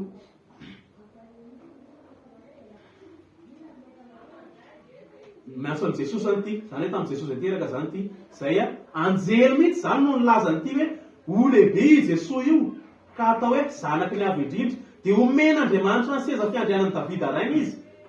Zany anjely zany no mipresenté amin'ny Marilena eto hoe io Jesosy zay teraka io ho lehibe io atao hoe zanaky ny avy indrindra ary omen'Andriamanitra ny seza fiandrianan'ny Davida rainy ka anjaka mandrakizay amin'ny taranaky Jakob ary tsy hanapataperana amin'ny fanjakana zay le tena fanjakana efa nanomboka tamin'ny premier siècle zay naorina ary amin'izao Jesoa efa manjaka mbola porofona amintsika aveo mahatonga an' Jesoa efa manjaka amin'izao fotoana izao. Fa raha niza tao Jerosalema ihany koa izy eo amin'ny Joany toko faharoa ambin'ny folo dia niobibilireo olona hoe hozana amin'ny mpanjakan'ny Davida. Zany hoe be da be zany soratra masina manambara fa Jesoa dia avy amin'ny taranaky Davida. Ary ihany koa arany na teo anatreho amin'ny Pilato ary Jesoa nanontaniana hoe mpanjaka ve ianao dia namary soa matsara mihitsy Jesoa hoe eny mpanjaka izy ary porofona aveo mampanjaka anazy. Taranaky Davida Jesoa nareo nefa tsy miteny izany satria raha mamakitsika zao no Matthieu toko voalohany andiny fahavalo ambin'ny folo andao vakitsika iny izy Matthieu toko voalohany andiny fahavalo ambin'ny folo ary ny naterahany Jesosy Kristy dia toy izao rehefa nanaiky Maria leny Jesoa fofombadiny Josefa raha mitsombona mivady izy dia hita fa nitoejaza avy amin'ny fanahy masina izy ary Josefa vadiny izay lehilahy marina sady tsy hanala baraka azy dia mikasa metraka azy manginginy. Fa raha mbola nisainy izany izy indro ny anjelin'ny tompony sy tamin'ny nofoka nanao hoe ry Josefa zanaky Davida aza matahotra apakatra amin'ny marivadinao fa ny zaza ao kibony dia avy amin'ny fanahy masina. Ary tsy nahalala azy izy mandra-piterany zazalahy ary ny anarany nataony hoe Jesoa avy amin'ny fanahy masina indrindra izy fa tsy avy amin'ny Josefa mba porofo amiko ny azo teteran'ny Jesoa arany na Jesoa satria io tsy miteny ianao hoe za zanaky Davida dia zanaky Davida satria ny Masiara rehefa tonga eo amin'ny zanak'Israely dia ho porofony na ny siansa tonga dia manaiky an'io testa d'ADN ny any Israela tonga dia manaiky an'io satria fantany hoe raha koa tonteraka an'izao ohatra ny antsika eto Madagasikara milaza hoe taranak'Andriana sisisisisisa ahoana moa ilazanao hoe taranaky Davida izy nefa ny boky izay ampiasainareo ary milaza fa avy amin'ny fanahy masina le izy ary Josefa ary ametraka azy mangingina sa hoe ny olona bevoka tsy manambady ao amin'ny fiangonanareo dia fa soavana raha misy tanora zany zazavavy vigijiny dia bevoka iny dia tsisy vadiny iny dia avy amin'ny fanahy masina be iny sa hoe rehefa amin'ny Jesoa dia mety fa rehefa manaiky an'izay ve nareo raha ohatra ao anatin'ny fiangonana fa zay izy hoe porofo ihanyko fa reo mpanjaka ao Israely ireo dia manana azo tetiarana mazava be mahataranaky Davida anazy fa tsy hoe miteny ianao hoe taranaky Davida zany na taranaky Davida raha be dia anaiky an'izany ny olona tsy manaiky an'izany raha tsy hoe mino fotsiny nareo dia aikenareo zany fa lasa manohatra ny zavatra voalaza ny soratra masina miateraky ny kibonao izy nefa ny taranaky Davida Joseph fomba izy ny ao anatin'le zavatra voasoratra io dia porofo le miverina kely eo am'le salamo 5:20 teo efa miteny izy hoe diloilo no nisorana anazy ko mbola inona ndray tsy azoko mihitsy hoe inona ary zany atsika no ampiasaitsika rehefa mamaky an'io tenin'Andriamanitra itsika hoe rehefa inona dia tsy raisina le izy dia izy miteny hoe tamin'ny namana izy ianao mihoatra ny namana nefa vakina ny Samuela voalohany 1:20 andiny voalohany katraka fa Eliaba tsy nisorana teo anatrihan'ireo ary rehefa vakina io dia teo anatrihan'ireo olona rehetrarehetra mihitsy izy a mitsena anazy tamin'ny kovitra satria tamin'izany mbola raikitra ny ady hoe iza ny mpanjaka sisy Saoly ve sa iza sisy izy fa i Davida no izy Davida dia miaramila ny Saoly manana namany Davida fa naninona ny tsy namany Davida fa i Davida ny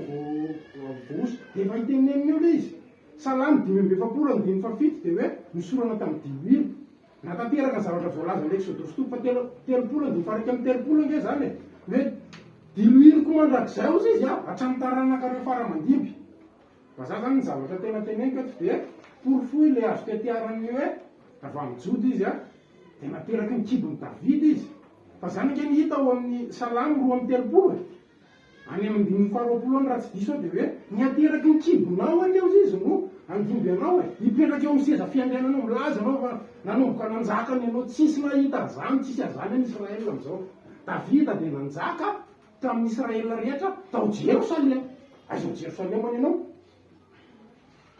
porofoy aminay aloha taranaky Davida aloha izy fa ninona zavatra hoentinao hoe raha tsy voaporo izy moa zany efa tsy voaporo eto hoe sorana diloilo araka soratra masina izy dia manaraka indray zany tsy vitanao iny porofoy izy fa taranaky Joda fa zay le zazain'ny Genesis 7:20 10:10 fa nite-panjakana zay le mamelera masiarana azy ary rehefa avy eo Salamy 7:20 Salamy 2:30 10:20 ny aloky ny kibonao ny taranakao mandrakizay ny fitondrany amin'ny taranaky Davida dia zay le teneniko teo hoe ny Messie dia be dia be raha ohatra hoe aka ohatra fotsiny tsika ohatra zao ao amin'ny Levitikosy 4 nke jerentsika vetivety ao amin'ny Exodus 30:30 dia zao izy hoe ary misory Arona sy ny zanany ka tokany izy mba hosorona ho raha vakina amin'ny teny frantsay izy hoe tu me seras Aaron et ses fils consacrez-le à des servir pour moi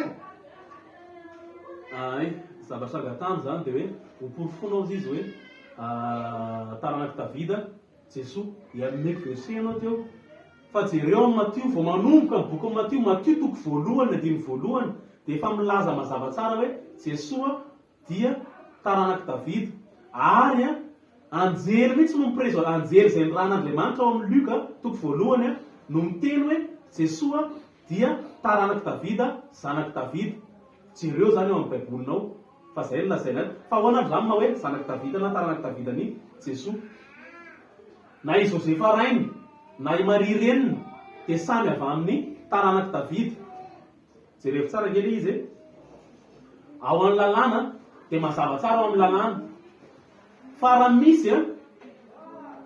misy zany olona ohatra mpirahalahy zany zao zany hoe lalàna ny Leviraty moa zany izy raha ao amin'ny lalàna zany ao amin'ny Deutéronome no milaza an'izay dia hoe raha misy rahalahy zany maty izy nefa tsy miteraka dia le rahalahiny no miteraka bao ananan'le rahalahy maty iny zanaky zany hoe zanaka pary adoption ny olona mpandinika soratra masina dia mahalala an'izany hoe ao amin'ny lalàna dia misy ny zanaka pary adoption zany hoe Jesoa zany dia zanaky Josefa zay taranaky Davida amin'ny adoption zay aloha zany voalohany indrindra Jesoa dia zanaky Davida araky ny lalàna zany zay izy raha Josafat Jesoa dia zanaky Davida araky ny lalàna fa ihany koa satria araka tena hoe niateraky ny kibona mihitsy izy lazain'le Salamy 2:30 dia Jesoa ihany koa dia zanaky Davida pary an'izay hoe aranofo zay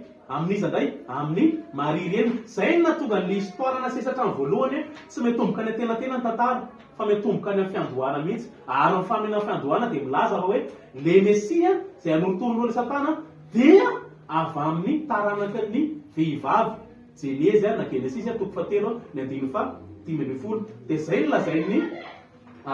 lazainy Romanina zao toko fahatelo dia voalohany dia milaza an'izay hoe Jesoa dia zanaky Davida araky ny nofo. Raha le Josefa zany zanany parilalàna zany izy. Fa izy koa dia zanaky Davida araky ny nofo mihitsy amin'ny alalan'ny Maria reny. Dia mety mipetraka ny fanontaniana hoe fangamotsy avy amin'ny taranaka levo nga i Maria. Ny ray aman-dreny zany misy reny ao dia misy ray. Ny dadany Maria dia Joakim zanaky Panter avy amin'ny taranaky Davida avy amin'ny Solomon. Fa ny reniny no avy amin'ny fokony Levy. Zany hoe ny ray zany reny avy amin'ny fokony Levy fa ny dadany Maria kosa dia avy amin'ny taranaky Davida. Zay zany no satria zay mihitsy araka ny credo dia Jesosy araka teneniko teo hoe izy Andriamanitra mihitsy ny nidina no mitateraka ny mission Mesia. Dia zay le lazainy nateraka avy amin'ny fany masina teo. Satria izy Andriamanitra ny tonga tao kibo Maria nakanofo. Zany izy Andriamanitra zany nakanofo tany Maria zay izy. Maria zay taranaky Davida mba tonga nio Mesia ho taranaky Davida. Ary be tabe mbola milaza an'izany. Mbola milaza an'izany koa zao ny amin'ny Timoty faharoa, ny toko faharoa, ny andiny fahavalo. Fa Jesoa dia avy amin'ny spermany Davida mihitsy. Zay mihitsy ny mo ampiasainareo amin'ny teny Grika. Teny Grika manko naratana ny testamenta vaovao, tsy teny Hebreo tahaka ny testamenta taloha. Dia zany hoe zay aloha zany voalohany indrindra. Zay zany mivaliny zay, tsy haiko na mbola verimberina tahaka ny efa nisorana efa valiny empira eny nisorana tamin'ny fany masina izy. Dia mbola metraka zay hoe taranaky Davida be izy, zay zany mivaliny. Taranaky Davida izy amin'ny alalan'ny Josefa parilalàna ary amin'ny alalan'ny Maria reny zay taranaky Davida araka ny nofo mihitsy. Fa ny fanontanianao sasany ihany koa dia mahakasika an'ilay ny Salamy fahafolo amby zato, dia manondra Davida io. Dia milaza ilay Salamo hoe ianao izy mpisorona mandrakizay araka ny fomba Melkisedeka. Davida hoe mpisorona araka ny fomba Melkisedeka. Ary mpisorona mandrakizay ilay izy. Sa efa maty ve Davida? Fa Davida efa maty amin'izao ary eo am-pasany. Fa nilazainy atao mpisorona mandrakizay ary fanjakana mandrakizay ny resahan'ny Salamo fahafolo amby zato. Ary nilazainy fanjakana eo dia fanjakana manomboka ao Jerosalema. Ary zay mihitsy ny fanjakana Mesia izay efa nanomboka tamin'ny premier siècle ny teneniko teo. Mbola porifoka amintsika amin'izay koa moa hoe ahoana zany mampanjaka Mesia satria nametraka fantany izy hoe tokony manjaka ao Jerosalema dia hozavainantsika avy izy. Fa Salamo fahafolo amby zato tompoko dia miresaka ny fanjakana Mesia sady mampisorona anazy araka fanjakana mandrakizay. Davida ka naharitra mandrakizay. Fa Mesia maharitra nanjaka tamin'ny premier siècle ary nanjaka mandrakizay. Ny fanjakan'i Davida sy ny tarana no menan'ny fanjakan'ny Israely raha mamaky ny Salamo 5:20 ianao roa amby 30 ianao. Ianao mirasaka hoe Maria taranaky Davida. Porifoy amiko amin'ny alalan'ny testamenta vaovao raha taranaky Davida Maria. Zay zany ny fanontaniako. Porifoy amiko amin'ny alalan'ny testamenta vaovao izay bokinareo fa Maria dia taranaky Davida. Ny zavatra hitako ao aloha zany indray ara zany no mahita alohanao Maty toko voalohany i Josefa no taranaky Davida. Resaka adoption izy milaza aminao amin'izany fa Masiara dia zava-tsangana. Izy ny tenenao an'izany ao anatin'ny soratra masina ve zany, ao anatin'ny testamenta vaovao izay vakianao sy tokinareo ve zany. Zay zany ny fanontaniana petraka zay. Dia manaraka an'izany nanonona ianao resaka Jekonia, resaka faminaniana. Ny tena marina ny tena marina zany ny fivavahany afa-firenena zany dia ohatrany hoe fandikana diso ny kolotsaina jiosy, fandikana vilana ny tanara ny zanak'Israely. Satria ny resaka adoption zany raha ohatra resaka Jekonia dia Jekonia araka ny valazan'ny mpaminany fa voaozina tsy hitondra ny taranany. Jesoa taranaky Jekonia. Nonge vakitsika ohatra zao Jeremia 2:20, 5:20 ka hatramin'ny 7:0. Zao zavatra vosoratra ao. Moa ity lehilahy Jekonia ty dia vilany vingavingaina sy efa hotorotoroany ary fanaka tsy mahafinaritra va. Ko nahoana no narina izy sy ny taranany ka natsipy any amin'ny tany tsy fantany. Ndry tany eminty amin'ny Adonay. Zao lazainy Adonay soratinareo ho tsy manapara ity lehilahy ity dia lehilahy tsy ambinina amin'ny alina fa tsy hisy taranana izay ambinina hipetraka eo amin'ny seza fiandrianan'i Davida nanapaka eo amin'ny Joda tsony. Taranaky Jesosy Jekonia izy ianao Fanina nefa namonjona anazy mba hazavao amiko io Jérémie 2:20 io a toko fa 7:20 ka hatramin'ny 7:30 mihaiko anao ny fotoana fa tsy maninona.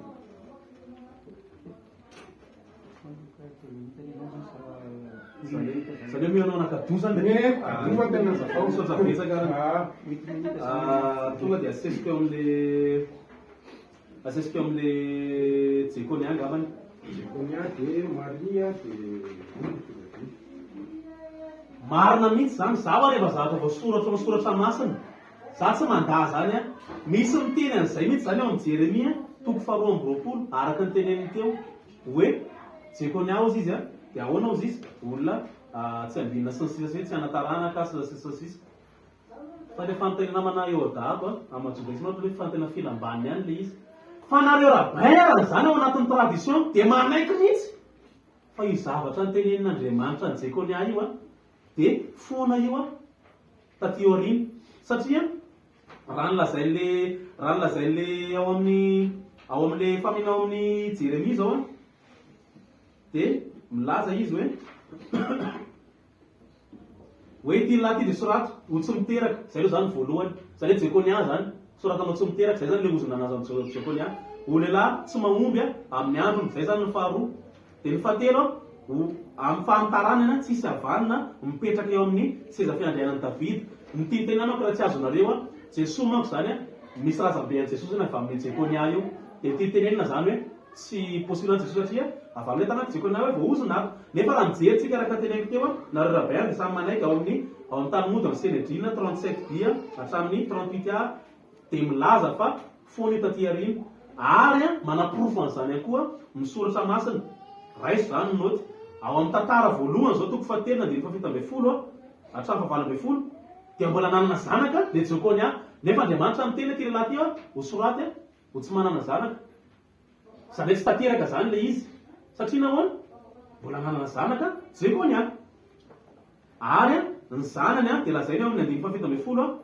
Yasira, Salatela, Melkirama, Fadaia, Selezera, Jesamisa, Sama ary Nabadiasa. Zany taranany daholo nefa Andriamanitra ny teny soratsy amina taranaka izy. Inona koa lazainy tsy mahomby ao amin'ny fiainana. Re mijery koa tsika ny mpanjaka faharoa ny any amin'ny toko 5:20 ny 7:20 dia milaza fa tamin'ny taona 7:30 nalasa kibaby amin'ny Joakima mpanjaka ny Joda tamin'ny volana faharoa 12 andro 7 sy 20 volana dia nasanatry Evelyn Merodaka mpanjaka ny Babilôna ny lohany Joakima mpanjaka ny Joda ka nisorony teo amin'ny tranomaizana tamin'ny taona natogavan'ny mpanjaka nanaovany teny soa izy nataony ambony sy fiandranareo mpanjaka tao Babilôna sy fiandrianany nasainy nosoloana fitafiana trano tranomaizana ary ninakanina mandrakireo tena triana izy tamin'ny andro niainany rehetra. Le faharoa koa zany zao dia tsy tanteraka fa mbola nambinina ihany koa izy. Manarakaraka an'izay ihany koa zao ny hoe nitarana mpanjakany tsy havanina eo amin'ny seza fiandrianany fa ny amin'ny Agay zao Agay toko faharoa zao na dia 7:20 dia milaza hoe amin'izany tena maro ny tompony tafika alaika ianao Jorobabelo zanaky sy Salatela le mpizafy kelin'ny Jekonia zany eo mpanompo teny maro ny tompo ka ataoko ho toy ny fombo-kaseha satria efa voafitoka ianao teny maro ny tompony tafika.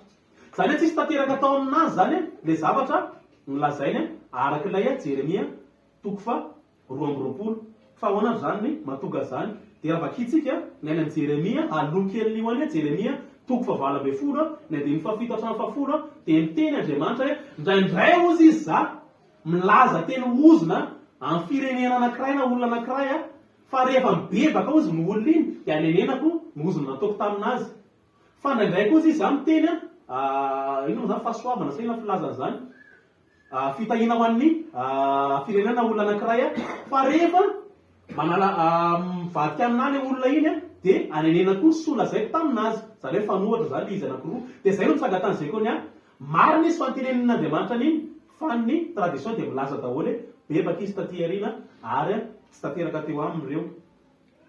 Zay zao le lera mihinana azy zay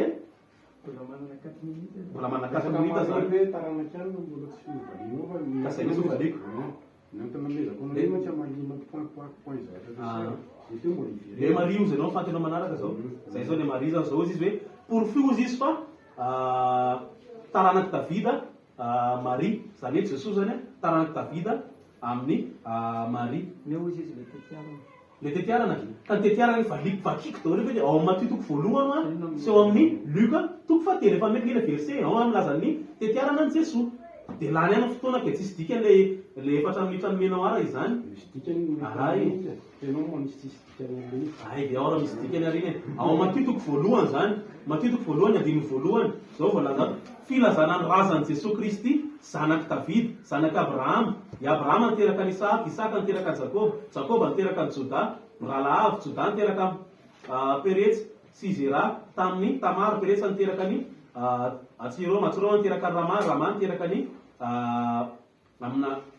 Aminadab niteraka ny Naosom, Salma, i Boaz, Rahab, i iza koa Obed, i Ruth, i Jesse. Eto no fa entre parenthèse kely le par adoption. Raha tsika ngena mandinika nge tsika fa ny i Davida nge nazonany Davida nge ka avy amin'izay lalàna tao amin'ny Deutéronome zay le hoe misy ny taranaka avy amin'ny lalàna e, satria Ruth iny ny vady Ruth nge maty nefa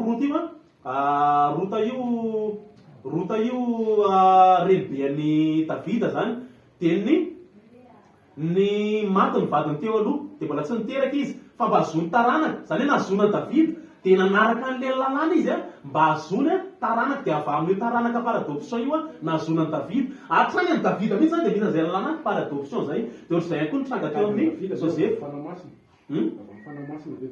Raha mijery tsika zao tantarany Abrahama zao raha mijery tsika na tantarany Abrahama fa reo na kabetsany reo na hatrany apotony mihitsy zany io raha Josafat fa i Rebeka nge zao i Sara nge zao tsy niteraka e. Enona zavatra na zay fa iza name zanaka anazy tsy Andriamanitra ve name zanaka anazy. Andriamanitra ke nampisy zanaka any Sara olona momba nge Sara e ohatra zany koa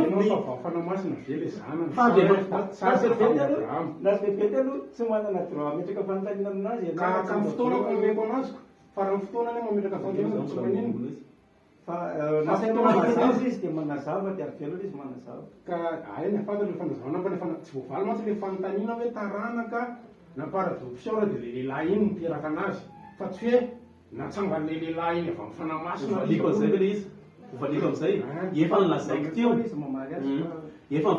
efa nilazavaiko teo le izy ianao ange no miteny le resantsika dia mahakasika an'le Messia nilazain'ny faminaniana le Messia io dia Andriamanitra mihitsy no avy tena mihitsy no avy amin'izaia toko fa 5:30 ny andininy faefatra ary izy natateraka mission an'le Messia milaza an'izany koa ny Zakaria toko faharoa ny andininy 12 sy 14 fa izy le Andriamanitra mihitsy no onona eo amin'ny Israely leo Andriamanitra izy Andriamanitra ny izy Andriamanitra fanany nakanofo tao amin'ny Maria atonga anazy iny natonga anazy taranaky Davida Maria ny tenentsika teo fa avy amin'ny taranaky Davida zany hoe le faminaniana amin'ny resaka hoe tsy Davida zany resahan'ny faminaniana hoe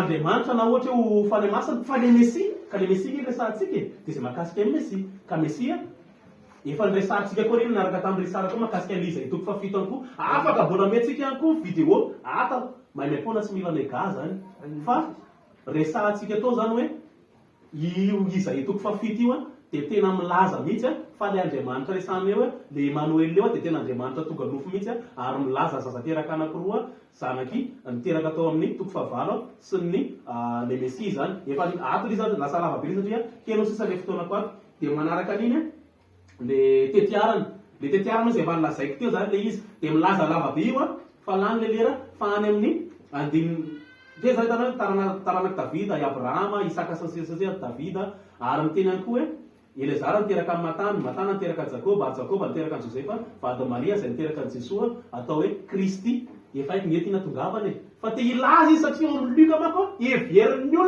heverin'ny olona kristianina tsy manaraka ny tradition fa mifanohatra ny tetiarana ao Luka sy Matthieu fa ho porofona tsitsy mifanohatra eo samy tetiarana avy amin'ny Joseph reo ary manapirofo fa Jesosy dia taranaky Davida ary Jesosy le Kristy araka ny lazaina betabetsany ny pirofo fa fotoanantsika ny kely izatsika avy eo indray resaka ianao teo mikasika an'le hoe tantara voalohany toko fahatelo 7 sy 12 tsy miseho amin'ny Matthieu sy Luka aloha le taranaka teneninao teo tsy ao anatin'le azo tetiarana manaraka an'izay nareo ve manaiky ny tradition juive tradition juive dia milaza fa mbola tsy tonga ny masiaty ary manome le 13 principe fondamentaux izy a eo amin'ny chapitre 12 dia milaza fa mbola miandro masiary izy ary miandro mandrakakehitry Maïmonide ny teneninao a mpamorona n'le resaka 13 principe fondamentaux tany tao anatin'io. Maïmonide zao a dia tsy mino an'i Yesoa ho Messi fa zay ho le teneniko hoe ohatrany hoe ahodina fotsiny le resaka zay mety aminao ihany zany no raisinao dia ataontsika izay le famarinana eto Madagasikara sa hoe rehefa mariny dia kenao na marary ary tsy manana fanetretena mihitsy ve tsika manaiky hoe marina ve ny tenen'ireo olon-kendriny Israela sa diso sa hoe ahodina fotsiny le izy. Manaraka an'izany dia zao hoe eo amin'ny zanak'Israela manaraka tradition na manatin'ny lalàna vehivavy tsy mitondra taranaka zany. Zanak'Israela dia misy foko 12 fa nanan-janaka vavy izy atao hoe Dina. Iza ny foko Dina ao amin'ny tantarana nomery any amin'ny fa 420 dia milaza fa nisy zanaka vavy Israelita niady foko tamin'ny dany satria izy mieritreritra sa hoe dana ny reniny dia anjara lahy eo amin'ny dany izy fa ny ray no mitondra ny taranaka eo amin'ny zanak'Israely fa tsisy taranaka azo teterana vehivavy zany ao anatin'ny soratra masina fa nareo mamorona porofo ihany koa ao amin'ny soratra masina fa misy taranaka vehivavy mitondra ny taranaka. Abrahama nazo teny fikasana avy aminao izy nanana Sara izy. Davida nazo teny fikasana Jakob ohatr'izay koa Isaka ohatr'izay koa. Davida tsy mivady ny teneniny fa i Davida hoe avy aminao izy ny taranako ireo. Dia manaraka an'izay ihany tiako tenenina hoe anjely izy ianao ny tenin'le resaka hoe satria misy anjely mipotra dia hoe tiany Messi na ny zavatra voasoratra amin'ny bokinareo nge milaza ny Galatiana toko fa voalohany andininy faharoa na dia anjely avy any an-danitra ary izy misy mitory aminareo nefa tsy mifanaraka amin'le zavatra zay toriana araka soratra masina dia tsy izy zany aoko ny voaozony zany ozy izy lozika be raha voaozona le jekonia teo a ohatra ny tarana mihitsy zany zavatra zany. Dia zay le tiako tenenina hoe porofo ihany koa izay zavatra ny voaloha masy dia zao efa manano sarotra be fa ny resaka fansorana tsy tanteraka ao anatin'ny resaka azo tetiarana fa adoption.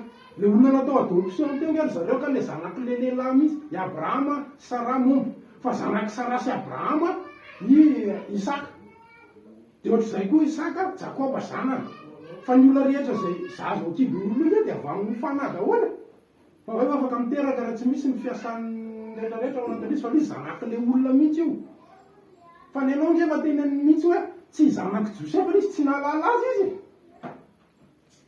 Dia azahoaiza amin'izay zany le hoe meo anahy porofo ao anatin'ny soratra masina fa vehivavy a dia mitondra ny taranaka fa ianao fa meko porofo teo a 13 ny zanaky Jakoba nisy vehivavy anankiray atao hoe Dina fa maninona tsisy foko iny fa izy 12 mirahalahy mitondra ny foko. Dia ianao nefa tonga avy aty ananina aty tena fa hoe mariny manana foko manana azo tetiarana dia porofo amiko zay fa omeko anao indray ny fotoanako fa tsy maninona zay ny teneko a meo anahy porofo fa ny vehivavy a mitondra azo tetiarana araka ny soratra masina fa omeko anao ny fotoanako fa tsy maninona.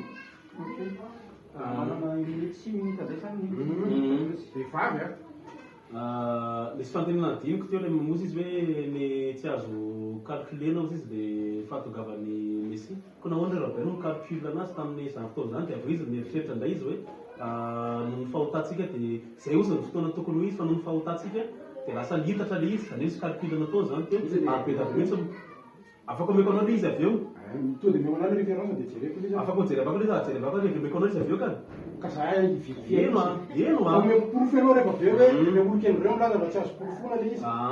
Dia avy eo a manarakaraka an'izay a ahoana moa tsy calculera le izy nefa le tapahanao le izy le ana ma tsy voavaly mitena za tsy manapaka mihitsy ahovaliko tsikelikely le izy dia le Daniel toko fasivy any nge misy calcul atao mihitsy anagaona moa tonga hoe tsy azo calculena amin'ny resaka Messi le izy calculena le izy ka dia hoe mahakasika an'le hoe tsy mino le rabahery ranobamasiny tany hovaliko avy ihany koa iny fa tsy finoany ireo josy sasany tamin'izany vanim-potoana zany dia efa voalaza ny faminaina meloa ary vao mahery manam-pirofo fa i Jesoa le Mesia zay tsy finozy zareo zay rehefa aveo koa zany ho anavaky misimisy fa aveo moa le hoe le zavatra tena angatahana manko dia le hoe porofozy izy fa ny vehivavy dia tokony mitondra taranaka.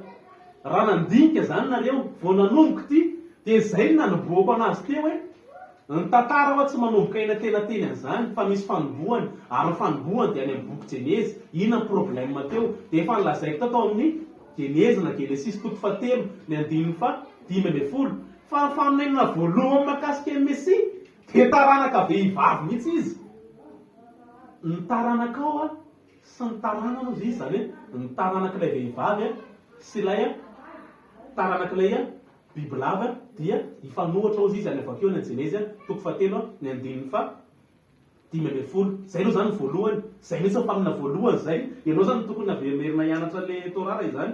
Dia manarakaraka an'izay, araka ny efa nilazaiko ihany koa dia mba efa nataonay fa mbola naveriny ihany koa io aty amin'ny Isaïa rehefa beda bimako fa amin'ny Isaïa miresaka an'izay fa mina mahakasika amin'ny Mesia zay efa nampiteo fampidirana hoe le Isaïa toko 7 iny le débat efa nataonay ato ny vidéo afaka omeko anareo aveo fa miporofoko tamin'ny zokirisara fa manapirofo fa misy zaza anankiroa io ary vehivavy anankiroa. Vehivavy anankiray le atao hoe alimana tovovavy dia vehivavy virgile mihitsy efa nilazaina azavaiko tsy azavaiko lava-be amin'ny saotsony. Zany hoe le zavatra nilazainy tany amin'ny Jenezy toko 7 ny 5:10 zany dia mbola nitohizany taty amin'ny Isaïa toko 7 ny 5:10 any hoe famantarana ho an'ny taranaka Davida le izy ary misy tovovavy hiteraka zazalahy avy anareo atao hoe Emmanuel zay hoe Andriamanitra dia ty amintsika. Zany hoe be da be zany fa nalaza mihitsy fa le taranaka vehivavy mihitsy izy. Ary mbola miresaka ihany koa ary hoe any amin'ny tsy haiko any amin'ny Mike toko 10 ngamba dia mivolosa faharoa amin'ny laza izy hoe ahoa tsy maintsy ho avy ny fotoana izay hiteran'ilay tsy maintsy miteraka. Ahoana moa zany hoe tsy maintsy miteraka zany satria araka nazavaiko tao le Isaïa toko 7 dia miresaka an'ilay tovovavy alima tao eny dikany alima tovovavy fa io alima tovovavy io dia tovovavy virgile mihitsy alazavaiko tamin'izay dia zay le tsy maintsy miteraka teny amin'ny Mikae. Zany hoe be da be zany soratra masina azalazaina zay hoe miresaka zay taranaka vehivavy tsy manomboka any tantarany Davida ny faminena mahakasika ny Mesia fa manomboka any amin'ny fiandohana mihitsy ary ny fiandohana dia milaza fa taranaka vehivavy mihitsy ilay Mesia. Dia manarakaraka an'izay fanontaniana manaraka hoe le hoe tany voalohany indrindra ty soratako amiko le fanontaniana petrany le hoe anisany mission amin'ny Mesia apody amin'ny vahoaka Israely dia hoe taiza Mesia taiza zany Jesoa napody ny vahoaka Israely. Raha nanaraka an'le débat nataony teo aloha teny ireo mahakasika ny Isaïa 53 mahakasika an'le mpanompo dia miresaka tononkira mpanompo ao atononkira faharoa ao amin'ny Isaïa toko 7:20 fa zay mihitsy lazainy faminan'iny fa anisany mission Mesia dia apody an'ireo vahoaka Israely ireo. Nefa mitaraina le Mesia ao amin'ny Isaïa toko 7:20 ny 9 fahaefatra angambany izy teo hoe tsy tosa le mission apody an'le vahoaka Israely 9 fahaefatra sy 9 fahadimy fa ho an'Andriamanitra izy Andriamanitra aveo hoe mbola zavatra kely foana ao izy zany fa hoanao izy mbola ataoko fahazavana ho an'ny firenekafo ianao. Zany hoe tonga zany izy apody ny vahoaka Israely dia tsy totosa le mission araka voalaza faminan'iny fa mbola atao fahazavana ho an'ny gentily. Zany rehetra zany dia manapirofo daholo taiza moa nafantaranay an'i Jesoa hoe Jesoa ny Mesia satria izy nanao le mission ho fahazavana ho an'ny Israely. Zany hoe be da be zany manapirofo ka raha le zavatra tenenao apody an'ny Israely vao mahay zany manapirofo mission Mesia hoe ohatrany hoe tsy totosa mihitsy. Ary mbola milaza an'izay any amin'ny Luka ihany koa mbola vakiako avy eo ao koa le verset hoe efa enange ozy izy Jesoa izy nandriko anareo izy anangonareo takan'ny angononany rena koa ny zanany fa tsy mety ianareo izy ke tonga fa reto mihitsy mety tsy mety araka voalazany faminainana satria mbola miteny any manko any amin'ny Deutéronome raha tsy toko 2:30 dia toko 4:30 milaza Andriamanitra hoe noho ireo izy nampasary-piara tamin'ny sampy le tamin'ny Israely nanompo sampy zany io dia ataoko sary-piara firenekafa koa izy ireo ary tapenako izy ny masony. Zany hoe famena zany be da be zany no milaza fa Andriamanitra mihitsy nanakona masony reto Israely reto mba tsy hafantarany an'ilay Andriamanitra tonga nofo anatanteraka ny mission an'ilay Mesia. Dia aveo vakitsika vakinantsika dao zay verset teneniko teo zay aveo. ny zavatra teneniko te dia hoe mehoany azy teterana mena vehivavy anankiray. Ny ohatra menao anahy dia tsika nge tarana dia damaseva daholo e. Ny olombelona mena fahefana andresin'ny ny fanaratsy sy ny asany devoly. Ny olombelona mena fahefana an'izany. Tsisy miresaka mihitsy eo Mesia ao amin'ny Genesis toko voalohany eo anara misy ao. Izy ho ilay filalaovana teny lasa olana. Miresaka ianao amin'ilay resaka traité Sanhedrin 97 be, meko anao ilay izy. Hoe aoka hipoaka ny taolan'izay mikajy ny andro ny fahatongavana Mesia. Mino zany ianao sa tsy mino zany? Fa tsy mety aminareo ve zany? Zany ny zavatra voasoratra ao. Dia zay teneniko hoe meo anahy le zavatra tenenao izy le rabbin mikajy amin'ilay izy. Efa nataontsika sianao sy débat ny Daniel 9, tsy miresaka taranaka jody izy, tsy miresaka zavatra lazaintsika sianao hoe taranaka David izy. Ny rehetrarehetra ho afaka atao Mesia rehefa voaositra izy. Ny mpisorona afaka atao hoe Mesia. Ny zavatra nandrasaka taminao te dia hoe aizo misoratra masina no manome azy tetiarana ny vehivavy, fa tsy taranaka Damaseva no menao anahy. Azo tetiarana vehivavy hoe misy foko eo ny zanak'Israely afaka mananana ny vehivavy, afaka manana taranaka ohatrany, fa miainga amin'ny lehilahy foana io.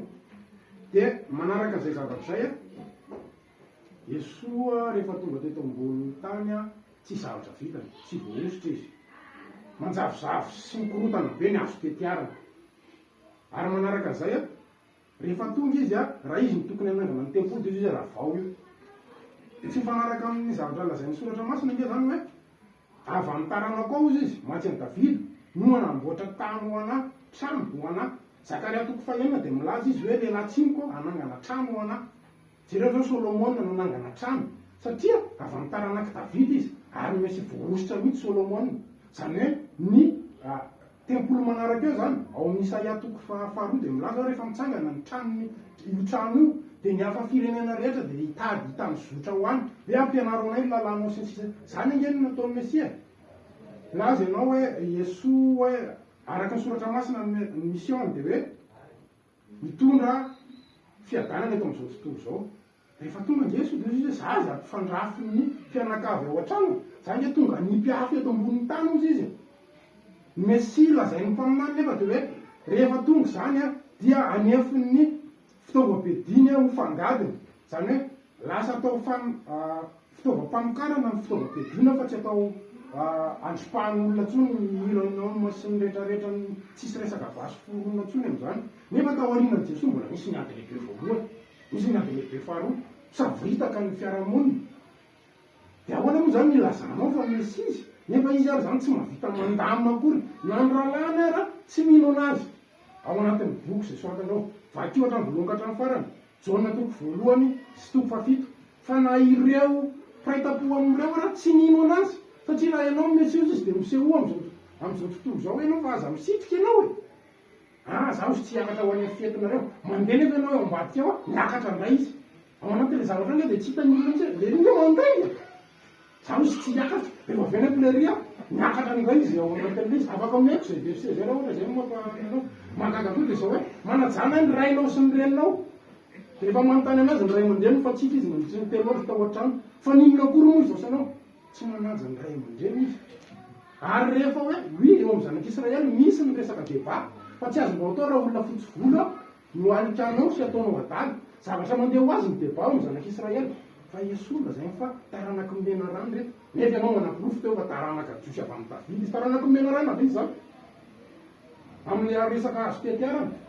Dia hoe zay zany amin'ny ankapobeny izy hoe Yesoa tsy voaositra, Yesoa tsy nanangana ny tempoly fa nandafy, Yesoa tsy niady. Fa hoy izy raha misy mamela ny takolako ao kavy dia meo anazoko ny akavanana. Nefa Mosiasy vao nisy namono ny ray amin'ny Hebreo fa nanafoza ny toerany mampiraisana azy tao Ezipta ary tsisy rarahiny an'izany. Ary Mosiasy navita miaro ny zanak'Israely hoe alefasy ny olona hivoaka mifandahatra tamin'ny Farao izy. Fa ny ianao raha misy makany taminareo dia meo anazy. Zany ve ohatrany hoe fanasana antso-doro zany ao anatin'ilay aniny. Hoe olona tia tandrazana ao anatin'ny testamenta vaovao lazainao fa jola. Fa ny mpanjanaka indray tsisy fanaratsiana n'le mpanjanaka mihitsy amin'ny testamenta vaovao. Misy fanaratsiana Romaina ao.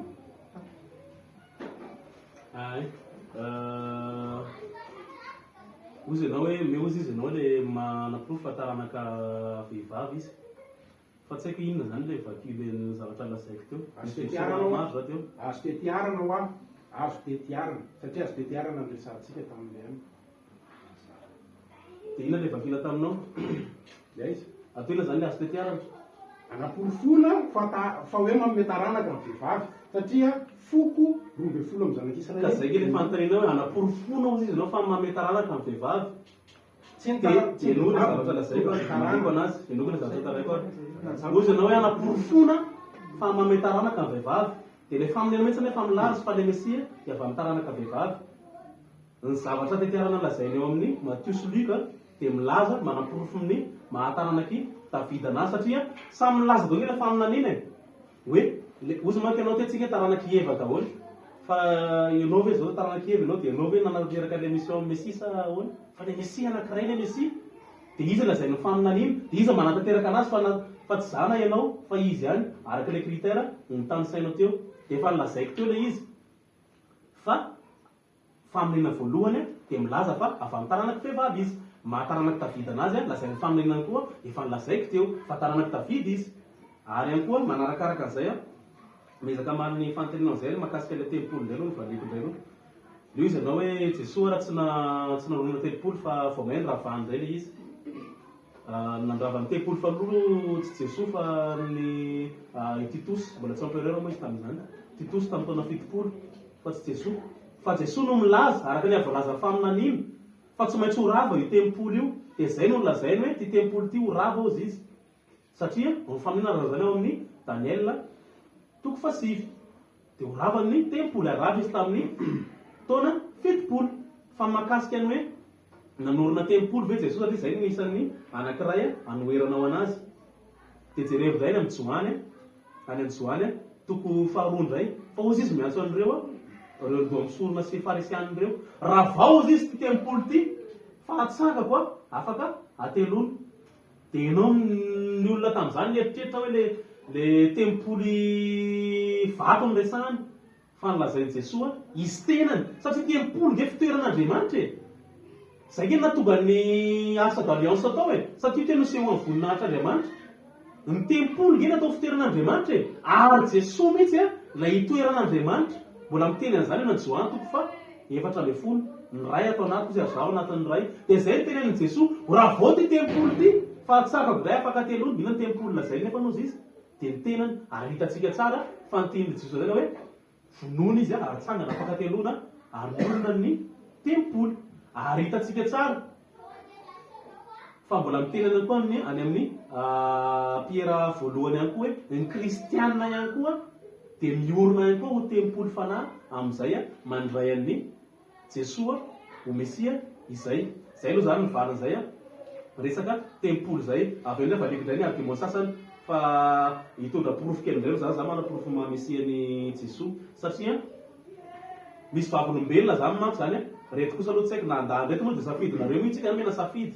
Fa zao zany aloha misy vavolombelona tokony tsy afaka lava zao zany reto. Zao aloha voalaza aloha amin'ny Joany toko valina dia ny 7 hoe dia ho farisianina taminy manambara tena anao ka tsy marina fanambaranao. Io Jesosy koa tao amin'ny 9:30 amin'ny Joany toko 5. Raha izao ihany manambara ny tena tsy marina fanambarana fa misy hafa manambara ary fantatro fa marina fanambarana naniraka tany amin'ny Joany ianareo ary marina ary nanambara marina izy 9:30 fa manana fanambarana mihoatra ny amin'ny Joany ao satria ny asa nomen'ny ray ka hofitaiko sady ataoko tokoa ny manambara fa iraka ny ray ao ary ny ray izay naniraka dia izy indrindra no manambara.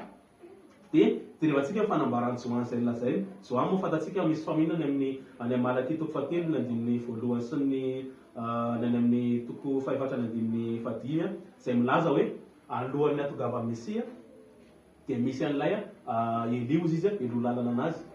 Izay zany ny porofo anankiray fa tonga ny Mesia. Dia raha makitsy vatsika nefa ny Luka ny lera kely fa atsika ny Luka toko voalohany 19 sy ny Matthieu toko 17 Matthieu toko 1 dia ilay Mesia mihitsy no miteny fa efa eny Joany izy ilay Elia izay fanahany Elia ny tao anatiny fa zao ny ijoany io an'izay zany le fampiperany fanahany Elia no miprezentean'i Jesosy. Nisy fantenan'izay manko tany aloha hoe iza ozy izy mimpaminany laza fa iny le Mesia. Dia io joany io a izay mpaminany a izay fanahany Elia no mitoetra tao aminazy a no miprezentean'i Jesosy ao amin'ny joany toko voalohany 2:7 hoe ity izy zanak'ondron'Andriamanitra, ity ozy ilay manala ny fahotan'izao tontolo zao. Taiza moa nalany joany an'izay zanak'ondron'Andriamanitra zay. Dia le resantsika tao amin'ny débat voalohany teo hoe le tao amin'izay toko 7:10 le Mesia ho fatakan'ny zanak'ondry ary joany le mpaminany miprezenté amin'ny Mesia fa izy ilay zanak'ondron'Andriamanitra. Dia toy izany akoan'izay ny aminy. Mikasika ny resaka hoe testamenta vaovao no tolofoanasika hoe miresaka amin'izy aloha ianao zany za tsy kristiana.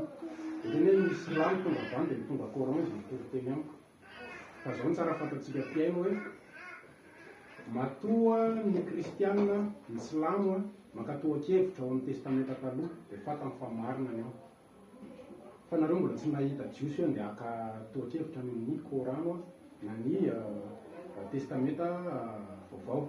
Ny antony tsy angalanao satria pezadra diso be ao amin'ny testamenta vaovao. Ohatra zao le ohatra tsika tonga kely le resaka hoe mekara sy tsy mekara teo ao amin'ny Jaona toko 7:9. Dia zao zavatra voasoratra ao miakara amin'ny andro fiarahavonareo fa izao tsy mbola hiakatra amin'ity andro firahavravony ity satria tsy mbola tonga ny fotoaka. Fa rehefa niakatra ho any amin'ny andro firahavravona ny rahalany dia niakatra koa izy nefa tsy nisehoseho fa ataony afinafa. Miakaranareo izy za tsy hiakatra fa izy niakatra ihany. Mikasika amin'ilay resaka hoe maninona ny jiosy sy tonga resaka testamenta vaovao satria be information diso be ao. Ny tanàra dia efa ampy raha tena jiosy le olona sy ny fanazavanam-bava zay entiny dia ampy anazava ny tanàra. Ohatra zao hoe jerentsika ohatra zao amin'ny Matio toko 2:17 ary no tonga tany izy dia no atao amin'ny tanàna atao hoe Nazarena mba hatateraka nampilazay mpaminany hoe atao hoe Nazarena izy. Monsieur Dadosy poursuit amiko hoe mpaminany iza no milaza fa atao hoe Nazarena ny Mesia mpaminany iza ao amin'ny soratra masina milaza hoe Nazarena ny Mesia. Zay zany fanontaniako apetrako aminao rehefa avy eo sady moteko le izy satria mikorotana rehefa avy eo. Dia izao ihany koa le izy ny information men'ny testamenta vaovao dia olon'izay nanoratra anazy ho any amin'ny tombotsoa. Zany hoe tsy avy amin'ny tsy mpaminany nanoratra an'io. Zao mantsy ny tantara eo amin'ny zanak'Israely ny boky na fanambarana izay validen'ny mpaminany izay no atao boky mpivavahana. Fa rehefa tsisy tsony ny mpaminany satria tamin'ny andro malaky iny farany dia samy nanoratra daholo ny olona rehetrarehetra fa tsy obligation ho an'ny tsy terena ny olona ino izay zavatra fa zao no matarina hoe marina sa diso tsy manoratra n'izay zavatra nisoratany taty aloha le izy. Dia ohatr'izany zao ohatra hoe raha milazana fa nilatsahany fanahy masina Stefana dia nitantara izy teo anatrihan'ireo Simejiona sy ireo mpitondra Romana tamin'izany fotoana izany hoe rehefa hidina avy any amin'ny avitany makany Ezipta ao izy ry Jakoba menakavy dia 570 ny teo. Dia mitantara ihany izy rehefa avy eo fa rehefa nalevina ozy izy dia tany asahany Sekema. Rehefa avy eo dia olona resahany eo zanaky Hamora. Raha ohatra amin'ny Asina Apôstôly toko 7:24 sy 5:12 dia zao izy hoe ary Josefa niaraka ka napakany Jakoba rainy mba amin'ny mpianakaviny rehetra dia olona 570 izy. Ary Jakoba nidina nakany Ezipta dia maty izy sy ny razantsika ary nentina ho any Sekema izy ka nalevina tao amin'ny fasana izay nividiny Abrahama vola zanaky Hamora izay tany Sekema. Olona latsahan'ny fanamasina miteny an'io tamijerinareo Stefana. Nefa ny zavatra voalaza amin'ny soratra masina dia vakiako aminareo. I Abrahama aloha tsy nividy Sekema zany fa ny lavabato no Makipela no nividiny. Izao zavatra voalaza amin'ny soratra masina Genesis toko 9:7-20. Ary ny zanakalany Josefa izay naterany tany Ezipta dia roa lahy isan'ny teraky Jakoba rehetra izay tonga tany Ezipta dia 70. Manamafy an'izany Exodus toko 1:5 sy ny Deutéronomia toko 10:22. Fa eo amin'ny Genesis toko 7:20, 7:20 sy 2:30 milaza amin'le saha nividiny Abrahama. Dia hoe nanafatra azy izy ka nanao taminy hoe izao efa madiva angonina ho any amin'ny razako, alevinao amin'ny razako ao. Dia eo amin'ny zoy, eo amin'ny sahan'ny Efrona Etita, eo amin'ny zoy izay any amin'ny sahan'ny Makipela. zay tandrifony mambre any amin'ny tany kanana dia nay novidiny Abrahama amin'ny sahany Efrotita ho tany fandevenana. Le olona lazaina fa latsana fanamasina nefa tao amin'ny asana apôstôly toko fafito 7:9 dia milaza fa tao Sekema hono. Dia tsy Efrona Etita no nividiany anazy fa zanaky Amora hono. Dia nareo hoe mieritreritra hoe zavatra diso ohatr'izay no andeha hitoriana no marina eto amin'izao tontolo izao. Fa zao zavatra teneniko anareo hoe tsy mila testamenta vaovao, tsy hoe tsy vakiny. Fa raha tena hoe mandalina ianao tsisy ilavana an'io satria io ara mbola mindrana ny zavatra voasoratra ao amin'ny testamenta taloha mba hanamarina. Betsaka izay voalaza izay. Tena betsaka izay voalaza izay a. Omentsika eo amin'ny 3 minitra avy nareo mirahalahy. Andanitsika an'io 5 minutes 6 minutes io amin'ny tinanareo ny zavatra resanareo aorian'izay dia efa natokantsika hoe mitranon'ireo fanontaniana ny fotoana ambiny. Zany hoe manomana zany nareo amin'izay zavatra rehetra andresana izay hoe ho an'ny ato a izay teny hoe tsy azo ampiasaina mihitsy izay le testamenta vaovao sy ny hoe tiany porofo fa tsy masiara Esoana Jesoa. Ato kosa dia nanome zavatra maro teo a izay nanapirofo ny petiarana, nanapirofo ihany koa zavatra maro fanatin'izay zavatra izay izay entsika teo nanapirofo izy fa tena Mesia mihitsy a Esoana Jesoa ilay efa tonga. Dia ao anatin'izay zavatra izay zany mametrahantsika fanontaniana fa ho feheziny izy ngalavo zany no niketo izay zavatra resan'izay 3 minitra avy. Manao zavatra kely hoe raha tsy diso za tamin'ny voalohany izy nanomboka 10 minitra voalohany toko mbola misy 10 minitra ho anazy zany izay efa satria lasa izy nanomboka 10 minitra dia zany namarana azy 10 minitra teo any fa dia tsika ohatra izay Tsy volina fa fanontaniana. tsy hoe valina fanontaniana fa sy zavatra resahany anatin'ilay satria zany hoe arak'izay tena izay toko mbola misy 10 minitra ho anazy zany dia avy eo 3 minitra avy araka tenen'ny mpandamina teo moa zany fa sy marina gaga manko le teneny hoe tsy meny testamenta vaovao nijosy sy makatoa-kevitra ny testamenta vaovao aoriana kelin'izay izy amina sekondra fitsy mamaky testamenta vaovao hoe anohanana ny teniny hoe tsy Jesoa le izy ao manoatra zavatra lazay dia nioanina atao amin'ny toa-kevitra hoe diso le testamenta vaovao tsy izy zavatra diso fanoatra ao fa tsy fahazonao anazy mila ianaranao le izy contexte mila ianarana zay zany tsy zavatra fanoatra ao afaka hoentina be da be zay hitanao fanoatra ao afaka avaliana fa tsy androany fa tsy zavatra fanoatra ao mila ianaranao zany le izy fa no lazaiko ngamba makasy satria inisan'ny important be koa le hoe Jesoa raha Mesia izy dia aiza izy toa tsy manjaka akory aiza fanjakana satria efa lazaiko teo hoe Jesoa efa miporofona teo fa taranaky David izy amin'ny alalan'ny par adoption tamin'ny Josefa ary tamin'ny alalan'ny Marie-Reine izay zanaky Davida araka ny nofo izy zany hoe nafahan'i Jesoa manjaka zany dia amin'ny alalan'ny Josefa izay nanao an'izay mpanelalerana izay fa famina kosa dia miteny tsy maintsy taranaky Davida araka ny nofo le manjaka dia zay mahatonga ny Andriamanitra naka nofo tamin'ny Maria mba hahatonga ny Mesia ho taranaky Davida zany dia ahoana zany mahakasika ilay fanjakana mila jerevantsika sy dinia tsara tsika hoe tantaran'ny Israely sy nahatonga ny fanjakan'ny Davida zany fa hatrehoan'ny voana tany Egypta na teo aloha arany dia Andriamanitra foana nanjaka tamin'izy ireo zany Andriamanitra foana zany nanjaka nisy mpitsara teo nisy mpisorona ihany koa teo fa Andriamanitra nanjaka ny vatana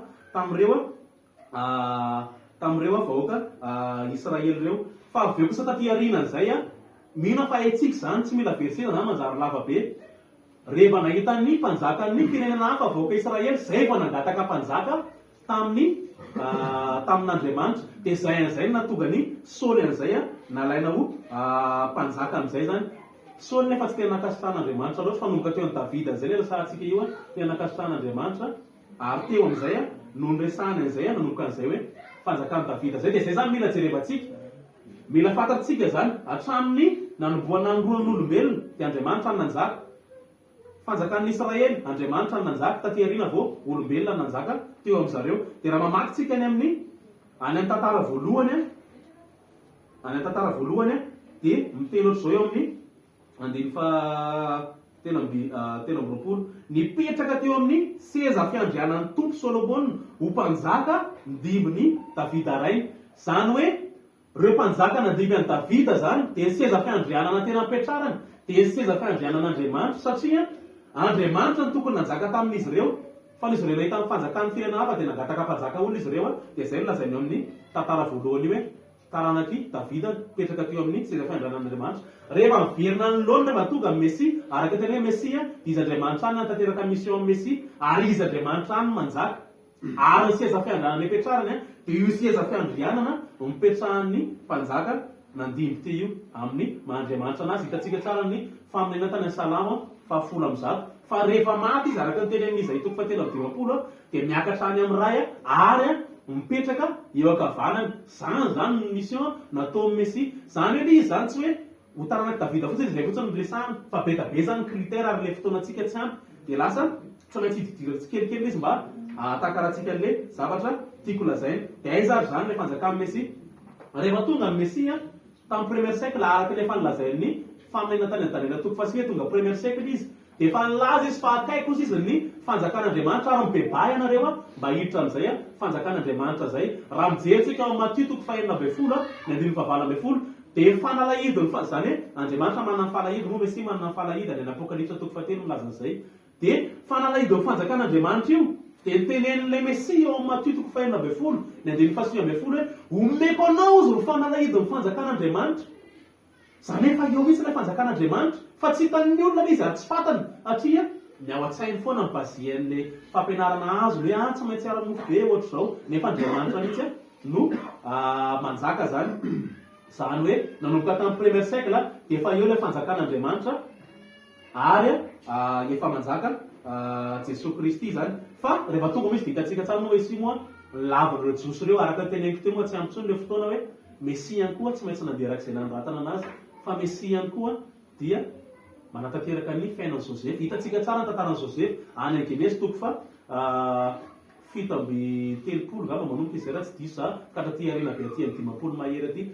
Fa jerevy tsara fa eo an-teny Joseph hoe Yakovo hitanatria peut-être lako reto ary tanteraka lefa amin'le zavatra lazaina avy eo ary eo rahalan'i Joseph reo tsy nino anazy tahak'izay koa mahatonga Mesia tsy nono reto olona ireto ao an-teny metraky farany anazavako an'le mampanjaka amin'ny Mesia tapitra sady. Le telo minitra io sady amehizanareo ny zavatra noresanareo teo zany no anazavana an'izay nareo an'izay zavatra tokony hoazanareo anatin'izay zavatra zay telo minitra avy. Aorianan'izay tsika dia mametraka fanontaniana miomankomana kely izay metraka fanontaniana anatin'izay zavatra zay na amin'ny aviato na amin'ny avato. Ataovy tonga dia mahitsika mametraka fanontaniana ianareo ahafahana mamaly an'ilay izy. Dia ometsika ihany koa anatin'izay zavatra zay ataontsika hoe 3 minitra mamaly fanontaniana 3 minitra manova tapitry ny zay atsasakadin'izay atsasakadiny latsaka satria efa lasany amin'ny 6 minitra indray zany zay eny ary alefatsika tao amin'ny Josapato miresaka ianao resaka Elia teo sady mamitona ny anazy dia renakeo ny resaka Elia moa zany fa ny anazy zany hoe fansorana mifanaraka amin'ny zavatra izay misoratra ao amin'ny soratra masina mpamina ny lalàna mpaminany ary ny voasoratra. Ny soratra masina dia milaza fa misy fansorana ho antaranankareo mandrakizay le izy. Ianao zany tsy afaka hiteny mihitsy hoe voaositra nefa tsy misorana. Zany moa zany tsy haiko ahoana ny teny mikasika an'izany zavatra zany. Manarak'izany dia izy tsy maintsy taranak'Joda tsy atsangana izy tsisy an'izany atsangana zany ao amin'ny testamenta taloha. Dia taranak'i Davida ranofo izy ohatra Solomona aterany fotsy avana ary misy mission efatra andasa amin'ny andro iainany iny amin'ny fotoana velomany iny no manao an'le mission izy ohatran'ny hoe mandany président de la république izy manangana ny tempolo izy manangana izay vohery izy ary miady ho an'i Israela ao Israela zao mbola ady be tsy haiko hoe izy midiran'ny Mesia amin'izany tokony miditra izy mandamina an'ireo ary rehefa avy eo tonga fiadana eran'izao tontolo izao izy. Farany amafisako anazy dia hoe ianao nilaza teo hoe Elia ny Jona Mpaino Batisa no Elia mampiasa testamenta vaovao ianao.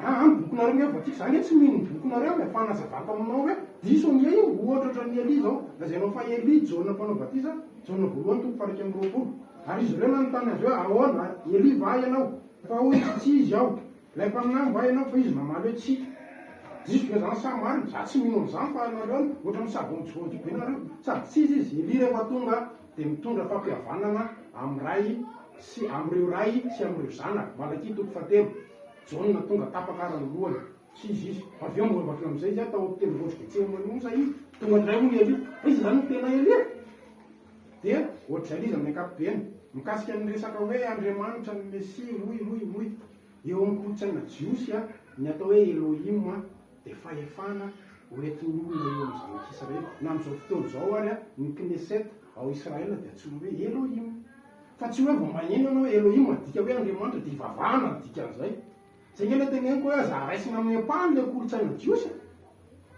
fa ny tsy fahalalana an'izay dia mahatonga nareo miakohaka amina jiosy anankiray zany hoe ny hafa firenena naka jiosy anankiray a nataony Mesia dia nataony ivavahany rehefa avy eo dia tonga le jiosy tompon'le fomba sy le tompon'le tantara dia ireo ny tsy mahay ozy izy nefa izy tao naka dia ho anareo ve zany hoe raha misy tantara Madagasikara dia tsy antsika aza vao soroa dia anaiky nareo ohatr'izay ty tantara miresaka Mesia ny tompony ianao na nazava aminy dia mianatra aminy ianao ny teny miaratsy ianao akoa dia hoana moa nazavaina izy zay ngamba ny anaminy akapobeny fa mahazo toa mamakia ny zavatra voalaza soratra masina raha misy olona mitondra zavatra tsy mifanaraka amin'ny soratra masina na andiany arany dia voly izy zao zay na mpaminany arany faminany sandoka izy mpampianatra sandoka izy zany io ihany ny lalam-panorenantsika amin'ny resaka izay misoratsika rehetra moa minena izay fanazavana izay dia anjaratsika no misafidy fa marina mihitsy manko ilay teny hoe tokony tonga Eli satria io zany porofo anankiray fa efa tonga zany le Mesia dia tonga zay Eli zay dia izay mihitsy nanontanian'ireo mpianatra ireo hoe ahoana zany tena fa hoe tokony tonga Eli dia namaly Jesosy amin'ny ao Matio toko fafito ambin'ny folo raisinoty zany le izy ao Matio toko ambin'ny folo na dimy fahafolo sy hatramin'ny fahatelo ambin'ny folo fa ilay Mesia mihitsy no milaza ilay mpaminany tahaka Moïse mihitsy no milaza hoe efa iny vonoiny zareo iny le Elia fa tsy fantany Matio toko fafito ambin'ny folo zany izy zay fa zao manko tsy azon'ny olona manko fa zao manko lazain'ny anjela rehefa ny ran'Andriamanitra nanazava zay fa ahoana moa zany resaka Eli io dia zao no lazainy rehefa ho teraka i Jauna dia zao no lazainy fa hoy izy taminy ozy le anjely taminy aza matahotra ry Zakaria fa efa nanonany fangatahanao ka Elizabeta vadinao dia teraka zazalahy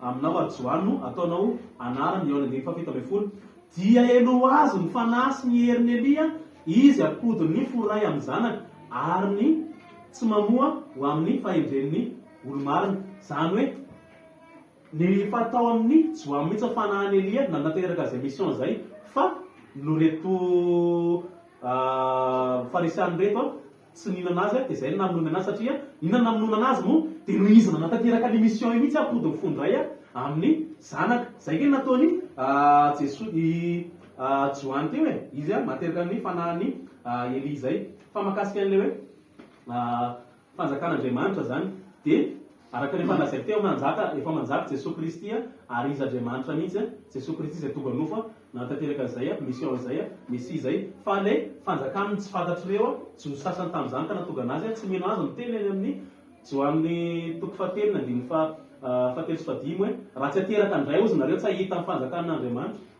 ka raha tsy ateraka andray raha zao tsy ahita ny fanjakan'Andriamanitra no fa mahereza aloha ianao rehefa tsy mino an'ity zany dia manarakaraka zay ny seza fiandrana ipetrahan'i Jesosy zany dia malazaiko teo hoe le seza fiandrianana no mipetrahan'ireo taranaka ny dedian'i David zay seza fiandranan'Andriamanitra any zay mahatonga anazy tenen'le salamo fafolo amin'ny zato hoe mipetraka eo kavanany ray ary ao amin'ny salamo fakio fa manomboka atao Jerosalema ny fanjakany zay nanomboka tamin'ny itsanganany ary hatramin'izao efa manjaka izy ao amin'ny eglizy ary mbola ho avy izy aneo amin'izay fanjakany araka ny lazainy Daniela toko fafito izay fa tany amin'ny makasika an'ilay fanambaran'Andriamanitra dia efa niteny Jesosy hoe ny asan'ny ray moa izy na ny ranana efa mivitaiko ary ny asan'ny ray dia efa mivitain'i Jesosy araka ny tenentsika ilay tany amin'izay toko fadimy amby telopolo iny dia jereo amin'ny Luka toko fafito fatateraka Jesosy zay na ny ranany ray azy tsy finoany jiosy voalaza tany amin'ny faminaniny zany fa mba hanavotana ny araka ny any amin'ny Romanina toko fa raika ambin'ny folo dia mba hanavotana ny Jentily natonga an'izy ireo tapenan'Andriamanitra amin'ny masony mba hanavotana ny Israely amin'ny farany mbola voavonjy izy rehefa miverina ny Mesia zay le tadiny Davida mpanjakany. Mankasitraka anareo rahalahy tao anatin'izay fanazavana zay ny hevitra miady fa indrindra tsy miady dia ao anatin'ny fametrahana fanontaniantsika lobataka ity tapahana kely dia